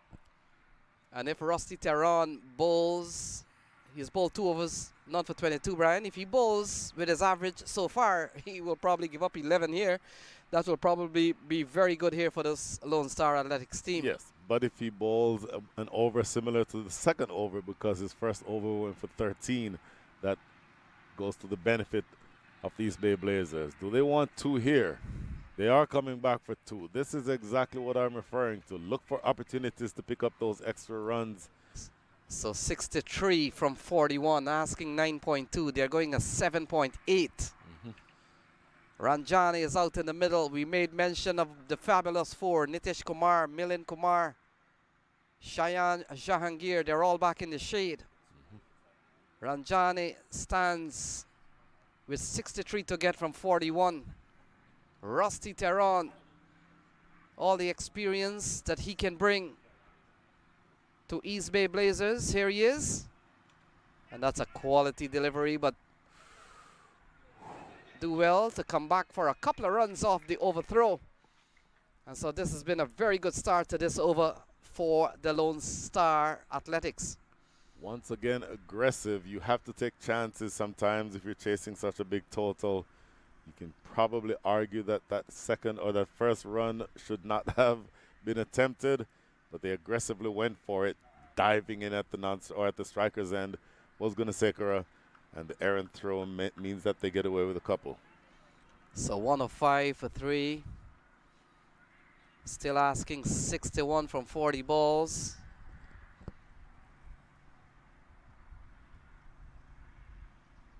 Oh, that's a good strike from Ranjani. Doesn't carry to long on. And so one more. 60 to win from 39.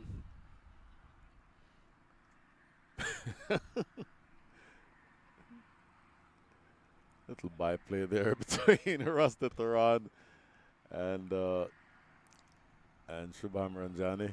All good-natured, of course. So if you're just tuned into the feed and you don't want to go back and look what has happened, we saw 165 posted by East Bay. We saw 165 posted by East Bay. Aditya Ganesh got 59. It was a gem of an innings, Brian. What a treat to watch. Aditya Ganesh in his knock earlier on, and it comes down to 6 to win from 39 balls. Gunasekara, Shubham Ranjani, Rusty Tehran, the primary players for the time being. So this is a good over underway by Rusty Tehran. 5 runs coming from it halfway through. Bowling now to Gunasekara.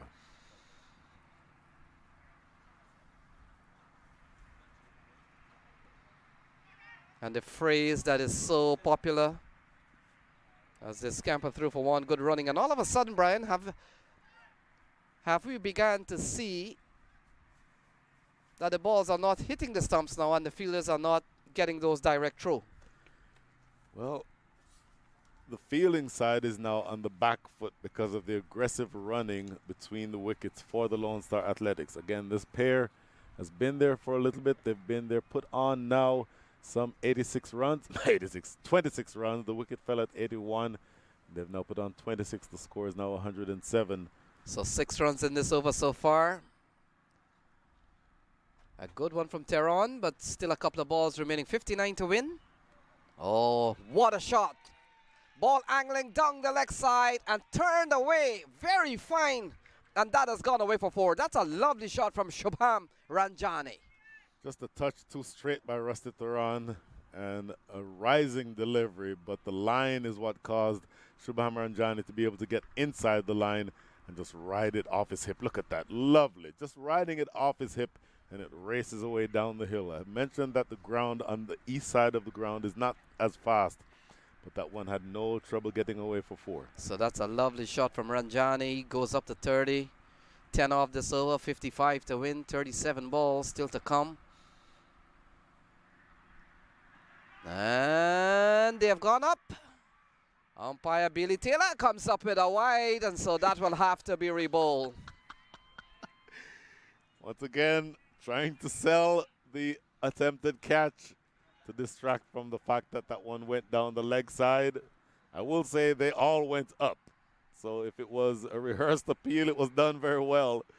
But umpire Billy Taylor says, nope, you have to re-bowl this one. It was down the leg side and did not touch anything. Yeah, I can't see anything from that angle, but certainly they all did go up in time. I will say that. But does not matter if they all appeal if umpire doesn't think that it's out. So another precious run, by the way, 12 or 11 from the over so far. So With 54, one to come. 54 to win from 37. We've seen a fine knock here from Shubham Ranjani. Can he bring them across the line and allow them a chance to stay alive in this series? Rusty Tehran, he's gone for 11. This has been another expensive one from him. And into the onside. He wants a single. He takes a single. And so the 14 gone, Brian. It's 113 for 3. Took that last corner pretty quick. Sir, I need one hand on the roof, one hand on the pump. Timeout for Sunoco Go Rewards. Keep pumping. With new Sunoco Go rewards, when you fuel, you save, because rewards come first.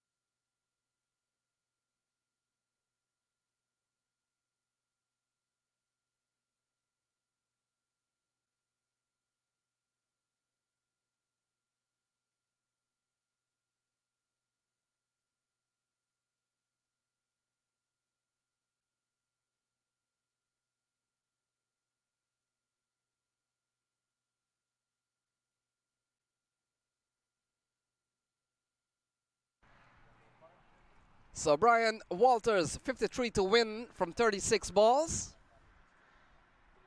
Ranjani is out on he's out there on 31. Gunasakera is on 5. It's 113 for 3. Krishnamurti comes back into the attack. And what does Krishnamurti need to do here, Brian? They're still asking 8.8 and over. Krishnamurti needs to bowl left arm around the wicket, slanting it in, having it pitch maybe just short of driving length, and ask Shubham Ranjani to hit you from there. If he hits those balls, clap your hand and say you did well. But he does not need to give him anything too full or too short. That gets punished. Good coverage in the deep. That's David White out there, but he cannot prevent 2. Yeah, good running here from Ranjani and Gunasakera. In addition to hitting the ball on the ground, Brian, the running will have to be rapid. They will have to convert what looks like 1 into 2s. That length that he just bowled is the exact length that he should bowl. If he bowls 4 more of those and gives up 4 singles, that is all his captain is asking from him. And Brian, I get the feeling when you look at Gunasakera, I've seen him before, he's more of a top player. He could play into a very good plan here, allowing Ranjani to really play those big shots. But interestingly, this is a left-arm spinner bowling to Gunasakera. And again, he has tapped the ball around, but he does have the capacity to hit big. So watch that fielder at cow corner, bowling around the wicket into the left-hander, trying to spear it into his toes. But any turn will be into that power stroke on the leg side. So 50 runs needed, comes down the track, comes off the pad, could be leg by. They're running the first run fast, and that's the advantage of running that first run very quickly. A bit of a fumble, and they come back for a couple of runs. You said it exactly. You run the first one fast, put the pressure on the fielding side. All of a sudden, you cause disruption, and that fumble causes the second run. So you have bowled 3 balls in this over so far, 5 runs already on the board. You're on the way to reducing that required rate. Required rate now 8.73, your actual rate 8.14. You want those 2 numbers to keep coming closer together. So into the offside. Oh, that's a lovely shot from Sakira. He finds the gap somehow, and that has gone away for 4. 44 to win from 32. You see that these two are playing a very mature innings. Gunasekara getting one that he can hit straight and pummeling it straight down the ground from around the wicket. But there you see him walk across and access the onside by doing exactly that. That ball would have been outside of him, but he comes across and effectively makes it a straight drive right back past the bowler for 4. So Lone Star, they need 44 from 32 balls. Another tall over here. Krishnamurti has gone for 9. Still a couple of balls remaining. He comes into Sakira. Into the offside. Has he found the gap? Fielder comes around. Oh my goodness. Got well to the ball, couldn't hold on, and the deflection takes it across the ropes. And that's another 4 off the bat of Sakira. Abhishek Paradkar doing a lot of work, sprinting to his left. Thought he had it covered, had it momentarily, but lost it. Here's the sliding attempt. He'll see right here. There has it, but then not able to control it. And that ball goes away for 4. 13 from the over already. So the partnership has gone up to 45. And so they need 40 runs from 31 balls, 45 from 26 balls in good time.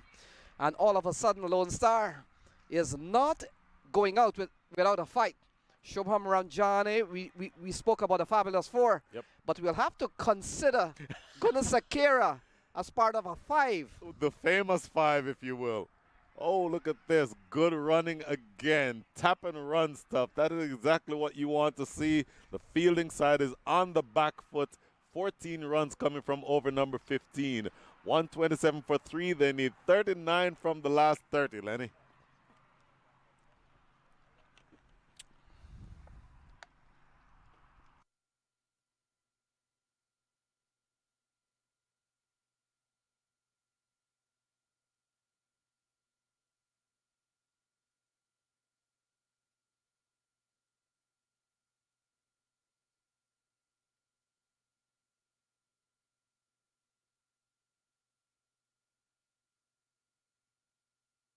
Stop the game, pull all your fielders in from around the field and have a meeting after the 14th over. You're going to be behind the over rate.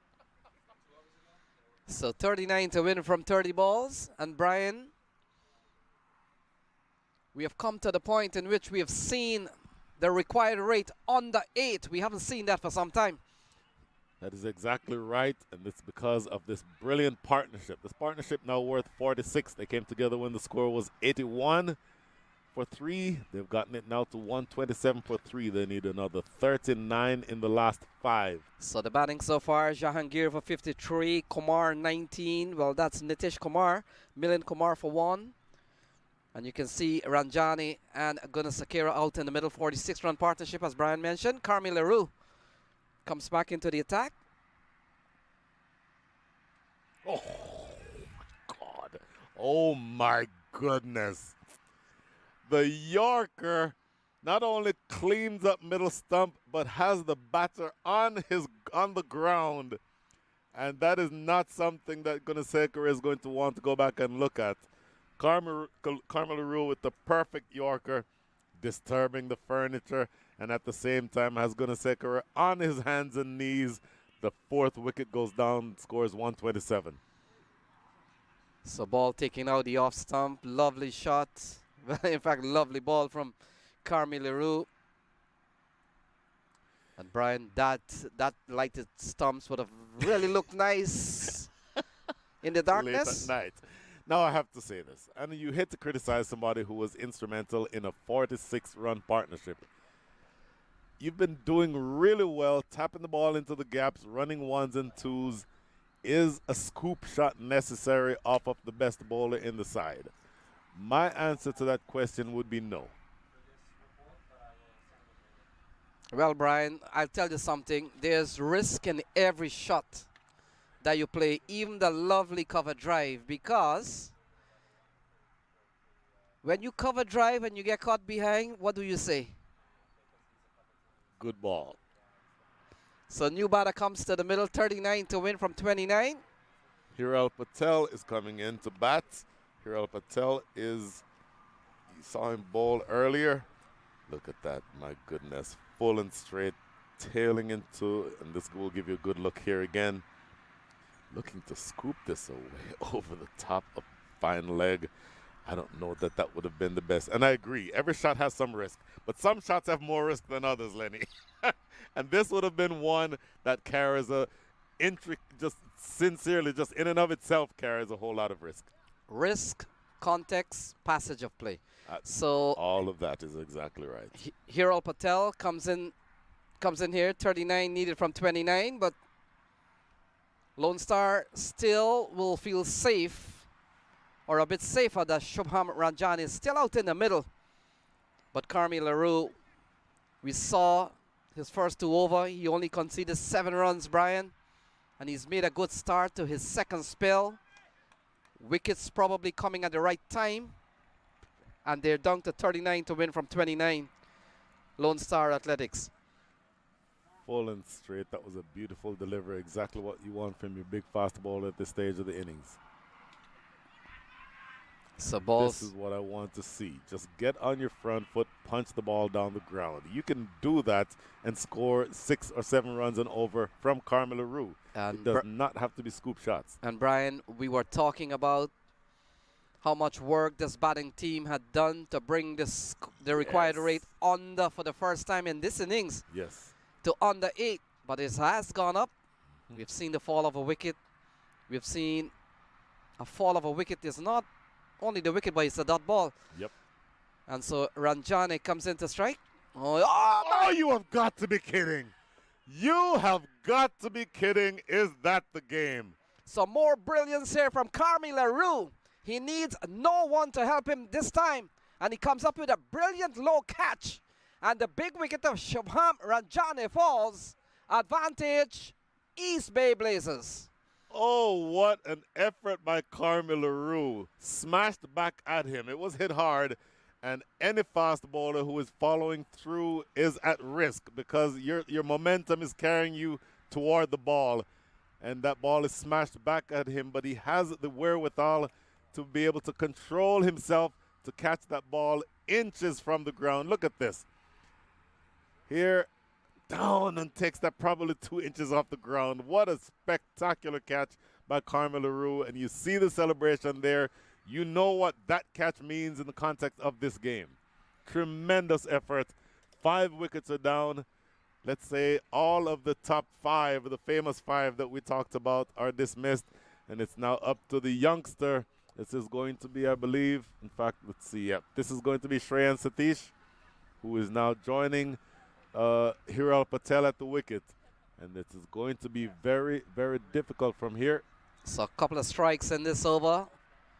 Again, Brian, context. And wickets falling at the wrong time here for Lone Star. But these Bay Blazers will be thinking the opposite. These wickets have come at the opportune time. So Satish, the young player, comes to the middle with 38 to win from 27 balls. We've seen a couple of wickets in this over from Carmi LaRue, and Satish gets off the mark quite quickly and hands the strike over to 2 relatively new batters out in the middle, Hiral Patel and Satish, 37 to win. They have each faced 1 ball and scored 1 run. So brand new to the crease, both of them. The equation now is 37 from 26. It's gotten much more difficult in the last few deliveries, courtesy of Carmi LaRue's introduction into the attack. And we made mention how important this game will be for the East Bay Blazers, Brian. They will probably join the Atlanta Fire with a couple of wins, 2-0 in the series in this phase. And that could leave Lone Star on the outside looking in. Could be on the outside. They have one more game tomorrow. Everybody has. And this one into the onside, looking for runs. Direct throw. Has he struck? Oh my goodness. Billy Taylor sends him packing, and another wicket goes down. Satesh gone. It's 129 for 6. What an over. 2 runs come from that over and 3 wickets. This one, Shreyan Satish looking to steal a single. I don't think that single was ever there. And a good piece of work at mid-on. Underhanded throw, direct hit onto the stumps. Here we'll see Hiral Patel playing this one there to mid-on. Pick up, underhanded throw. That is David White. Ooh, ball, hand, and stumps all coming together at once. And Billy Taylor in the right position to make that determination. That Shreyan Satish was short of his ground. A disastrous over for the Lone Star Athletics, but a brilliant over by Carmi LaRue. Look at this again. I want to see the very end of this. We could slow the very end of this down because it looked like the ball, the hand, and the stumps all came together at the same time. See exactly what happens here. Underhanded throw. And ooh, it was all very close. Boy, it's kind of hard to tell. Carmi LaRue celebrating immediately. He thinks it's out. And most importantly, so does Billy Taylor. That is the end of a really good over for the East Bay Blazers. They wrest control of this game back from the Lone Star Athletics, 129 for 6. So Sidesh Patari comes to the middle. Angelo Pereira, it appears, has been introduced into the attack. 129 for 6, 37 to win from 24. We've seen a couple of strikes from Carmi LaRue in last over, including 1 run out. So 3 wickets in that over. Oh, he's gone. So Patare goes first ball. A golden duck for him. And the wickets keep tumbling here for Lone Star. 129 for 7. The last 7 deliveries have produced 2 runs and there have been 4 wickets taken. There is your game. A summary of the entirety of this match for the Lone Star Athletics. Sidesh Patara taking his time walking off because he's suggesting that that came off an inside edge. Doesn't matter. The umpire has already given him out. And he's sweeping across just a dead straight ball. And Sidesh Patara there in vain, holding up his bat because it doesn't matter. The umpire thinks he's out and he has to go. 7 down, 37 runs needed. And this is looking more and more like the end of the road for the Lone Star Athletics. Here we have a quick look at the last 3 wickets. Carmi LaRue coming in. First of all, look at this catch. Look at this brilliant catch. On his follow through, Carmi LaRue with a brilliant catch. Then the next one. Look at this. Clipped into the offside, or into the onside rather. And then here we go. We're back live. We'll come back to the highlights in just a second as this ball is punched down the ground for a single. So Karan Patel comes to the middle here, Brian. And they need 36 from 22. They've been needing 30 plus for a long time. And it's 130 for 7. Hiral Patel comes into strike. Angelo Pereira has picked up his first. In fact, has picked up 3 wickets so far. 3 for 18 from the captain.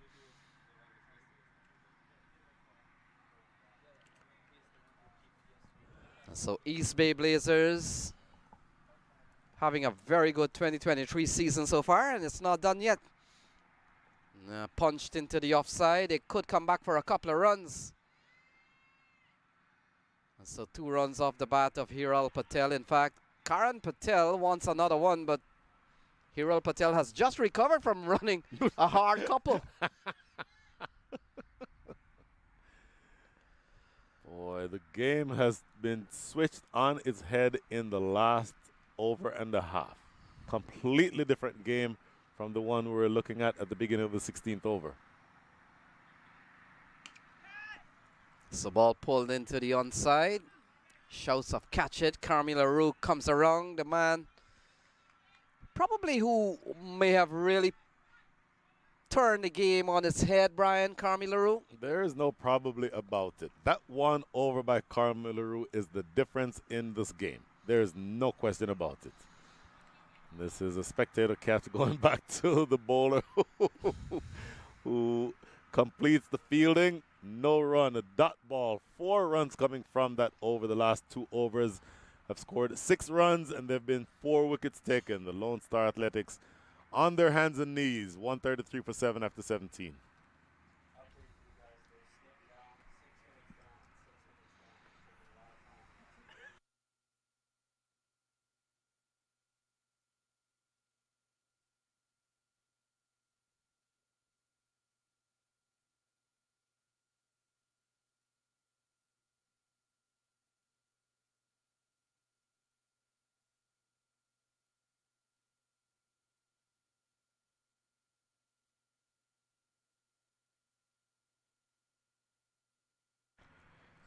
So they need 33 to win from the next 18 balls, asking 11 runs and over, Brian. And we made mention not too long ago the first time that the run rate had gotten under 8, but this is the first time it has gotten to 11. And as if it wasn't difficult enough already, Carmelo Roux has the ball in hand at the highway end, about to bowl his last over. 2 for 9 off 3 overs, 2 for 9. Just spectacular bowling. And he's going to come into bowl to Hiral Patel and Karan Patel out in the middle. They still need 33 from 18 balls, asking 11 runs and over. And here is Carmelo Roux, runs into bowl to Hiral Patel. Oh, he's... Oh, you gotta be kidding me. That was destined for 6 over cover. Hamza Tariq. And look at Hamza Tariq running to his right and sparing that one. It's never easy to catch the ball while running laterally. He judges it to perfection and takes it waist height. Carmelo Roux with yet another wicket and another nail in the coffin for the Lone Star Athletics. So the bowling has been good. The catching has been good. And they batted well enough to post 165. Brian, look at this. Hamza Tariq, we know he can catch because he's a specialist wicketkeeper. Canadian international for many years. These days, I think they're going to pass on the glove work to Srimanta Wijaratne, who's gone up to Bermuda. But still a safe pair of hands from Hamza Tariq, this time without a glove. Well, he clearly didn't need the glove on this occasion. 8 wickets down, and we still are talking about 30-odd runs needed.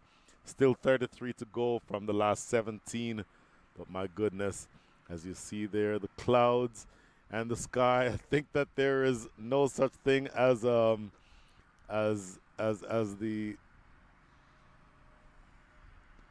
I'm telling you, from the way that the Lone Star Athletics are looking right now, what I was trying to say, there's no silver lining in the cloud that the Lone Star Athletics are facing, because this is going to be Pawan Suyal coming in to join Karan Patel. And all of a sudden, you're facing the very realistic perspective of Carmelo Roux himself bowling out the Lone Star Athletics in this over number 18.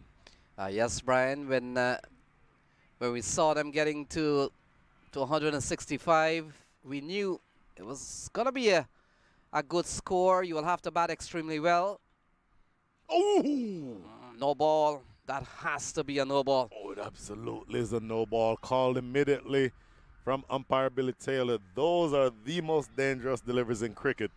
If you're accustomed to the ball bouncing before it gets to you, and you're looking down on the pitch, and Carmelo Roux is bowling at pace, my goodness, that is the most dangerous delivery. Immediately signaled no ball. And the fact is, for a batter who has just come to the middle, Brian, I'm pretty sure his eyes are all open now. Oh, yes. He's awake now. Knocks him over, but it doesn't make a difference because it was a free hit. But my goodness, that tells you how well Carmelo Roux is bowling. Even though that Yorker did get away from him, was looking for the Yorker there, but not able to get it. It was a free hit the next delivery, and he rattled the stumps. I don't know that Pawan Suyal wouldn't prefer to be off right now because he's still having to stay there and face up to Carmela Rue. Still another 4 legal deliveries to go in this over. So Aditya Gajar does some repairing work, and we're back with the cricket. Carmela Rue. And a big swing and a miss here from Soyal. They need 32 from 15 balls. We saw promising start from Nitish Kumar and Shayan Jahangir putting on 64 in quick time, Brian. But then we saw a regular procession of wickets back to the Lone Star room. Look at this. Oh, you've got to be kidding. Easy as you like. And another wicket for Carmela Rue. He's picked up 4 for 10. And what a bowling performance we've seen from Carmela Rue. Carmela Rue, 4 for 10. For me, easily the player of the match. And 9 wickets are down now for the Lone Star Athletics. And the only question is, what is the final margin of victory going to be? Because I tell you, this has been an absolutely scintillating performance. Despite the full toss no ball that resulted in the free hit, Carmela Rue, one of the more athletic bowlers that you'll see anywhere, particularly to his own bowling. You see the celebration there because you know that he knows he's dragged his team to within the cusp of victory. So East Bay Blazers, they have played Silicon Valley Strikers on Wednesday. They've taken on Lone Star today, Thursday. And Friday, that's tomorrow, they'll come up against the Dallas Mustangs. So they'll close this campaign off, this phase. But for now, they're on the verge of beating the Lone Star. Lone Star need 32 from 14 balls, hanging on with Hamza Khalid and Karan Patel out in the middle. And a wicket that falls here will end this contest in favor of the East Bay Blazers. Into the offside, they're gonna scamper for 1. And brings Karan Patel on to strike Carmela Rue. He's been brilliant today, 4 for 11. And the time in which those wickets came, Brian, it meant so much to this bowling team. It is all in the last 11 deliveries of his spell. The entire game has been changed in those 11 deliveries. This is going to be the last ball of his spell. Make that the last legal ball of his spell coming up as this one drifts down the leg side. So they need 30 runs from 13 balls. And you get the feeling Lone Star batting has really fallen away. And as you made mention, Brian, we've seen the last 14 balls going for what? Just 7 runs and 4 wickets, or maybe 5 wickets in that space of time. I recall there was in the hunt at one time when they needed 30 plus runs. But in the end, East Bay Blazers is proving that 165 is becoming a challenge here for Lone Star. 18 gone, it's 137 for 9. वक्त आ गया है Lakshmi basmati rice को घर लाने का। Lakshmi extra long basmati rice. इसका हर दाना हो इतना लंबा, पकते हुए महके और प्लेट पे क्या खूब खिले। हाँ, मेरे घर लाने का।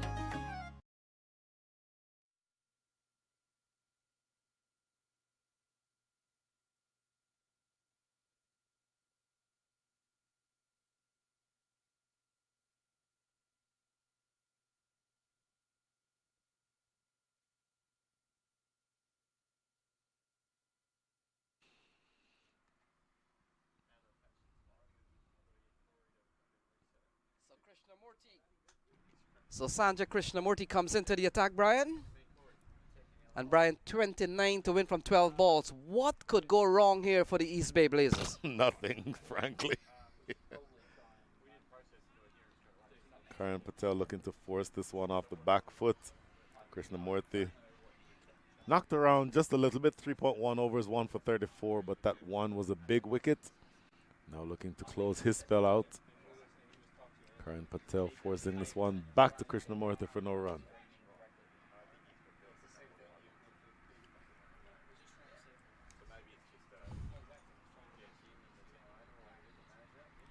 Oh, and the big wicket I referred to earlier, by the way, was Krishnamurti. After having been hit for 6 by Nitish Kumar, comes right back, in fact, by Shayan Jahangir, hit for a couple sixes, but then comes back to clean bowl Nitish Kumar to start the slide for the Lone Star Athletics.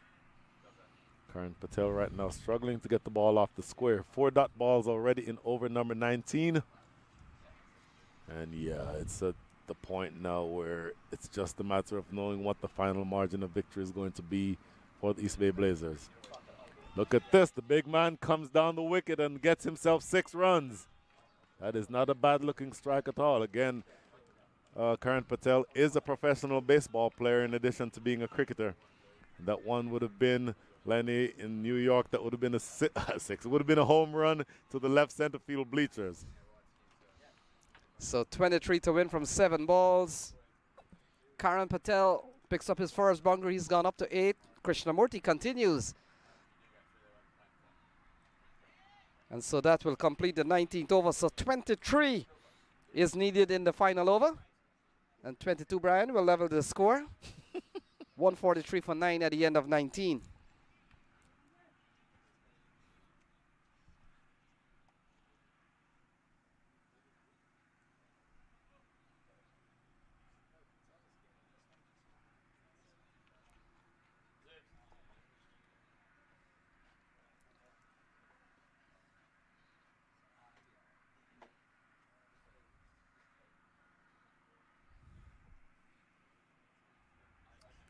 Lenny, if you were a betting man, what are you putting? What kind of odds would you put on 22 runs coming from this over and us having to play a super over? Give me a batsman. No, the 2 who are at the crease right now is what I mean. Nothing is impossible. Except that. Maybe highly improbable. Highly improbable. I'll go with highly improbable. Rusty Theron coming back to close things out here in the final match of the day.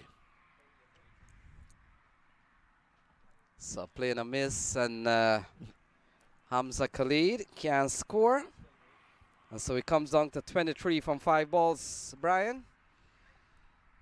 I think at one stage it was looking for an exciting finish. We saw part of the fabulous 4 got among the runs. In fact, half of that fabulous 4 got among the runs. We saw a good knock from Nitish Kumar. We saw from Jahangir.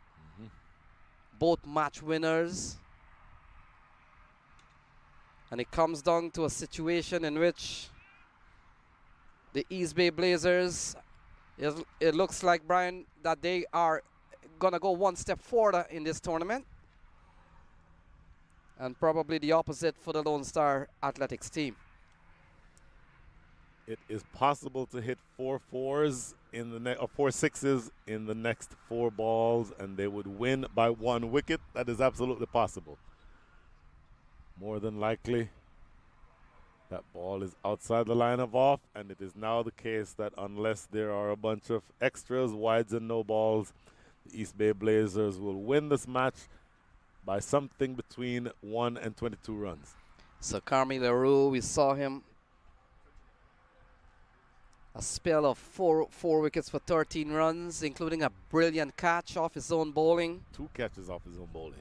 And we saw also Pereira picking up 3 for 21. And so between them, Brian, they've taken, what, 7 wickets?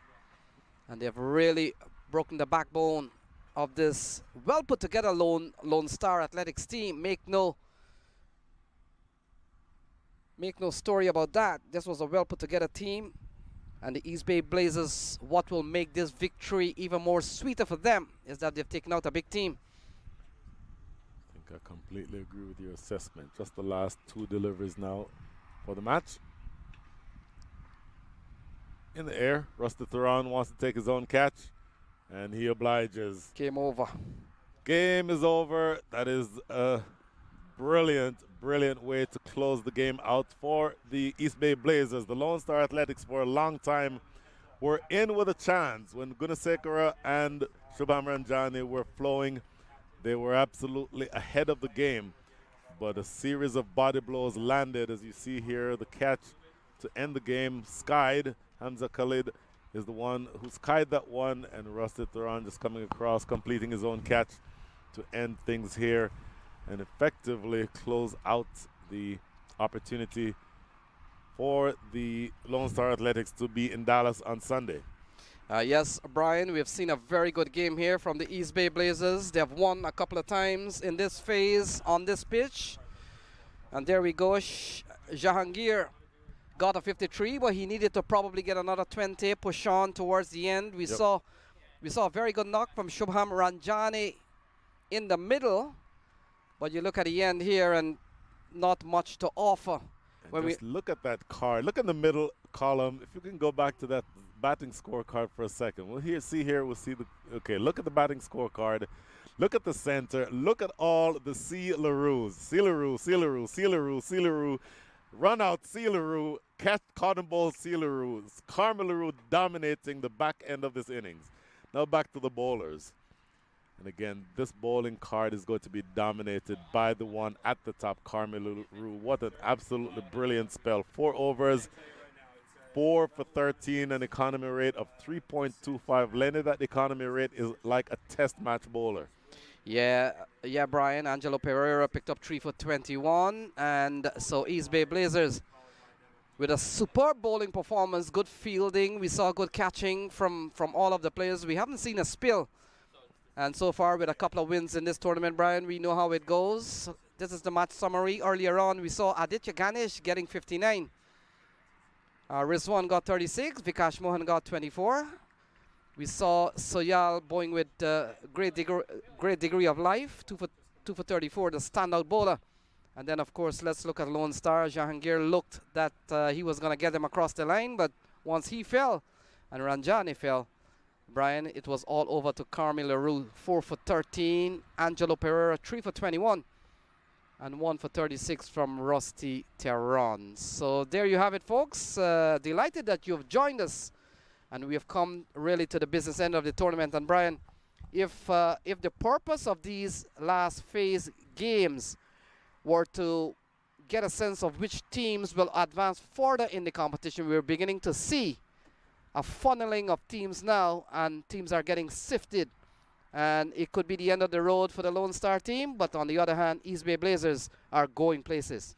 East Bay Blazers are going places. If you ask me the 2 teams that would be at the top of the table in the Pacific Conference, I would say East Bay and Dallas. Well, of course, Brian, not so fast. Remember, Atlanta Fire are on similar records. They'll probably get up to similar points. So they've won both of their games. They play again tomorrow. And so that could be a factor. We'll have to wait and see between Atlanta Fire and East Bay Blazer who win or if they lose. Folks, a really exciting day of cricket come ahead tomorrow. Please join us when we will start the first game, probably right at 10 o'clock here at the Prairie View Cricket Complex in Prairie View, Texas. For now, signing off from Prairie View on behalf of Lenny Achaibar, this is Brian Walters. Good night and good luck. Oh, punch through the covers, and it doesn't get classy yet. Gone blazing for 4. This one could elude the man at backward square, and in fact it does. All the time. Lofted over the top of mid-wicket. That's going to run close to the boundary and in fact get there now. Good looking shot. Themselves in. Flicked away. That's a lovely shot off the bat of Cheyenne Jahangir. And along the strikers, Silicon Valley. This one pummeled out of the plate. Oh, that's a lovely strike from Nitish Kumar. And that has gone to the right. It will be into the wind.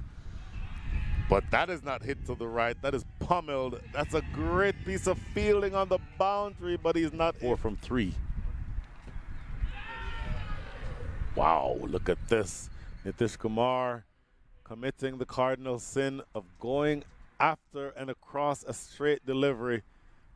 So he comes in here to Cheyenne Jahangir, straight into the offside, finds the gap, and that has gone away for 4. Seeing a similar effect right here. Melin Kumar into the onside, straight down the throat. It does how important his wicket is. And he lofts this one down the ground, though. Catchable and gone. So my win predictor is definitely pointing towards the East Bay Blazers. But if Shubham Ranjane and 59 to win. Oh, what a shot.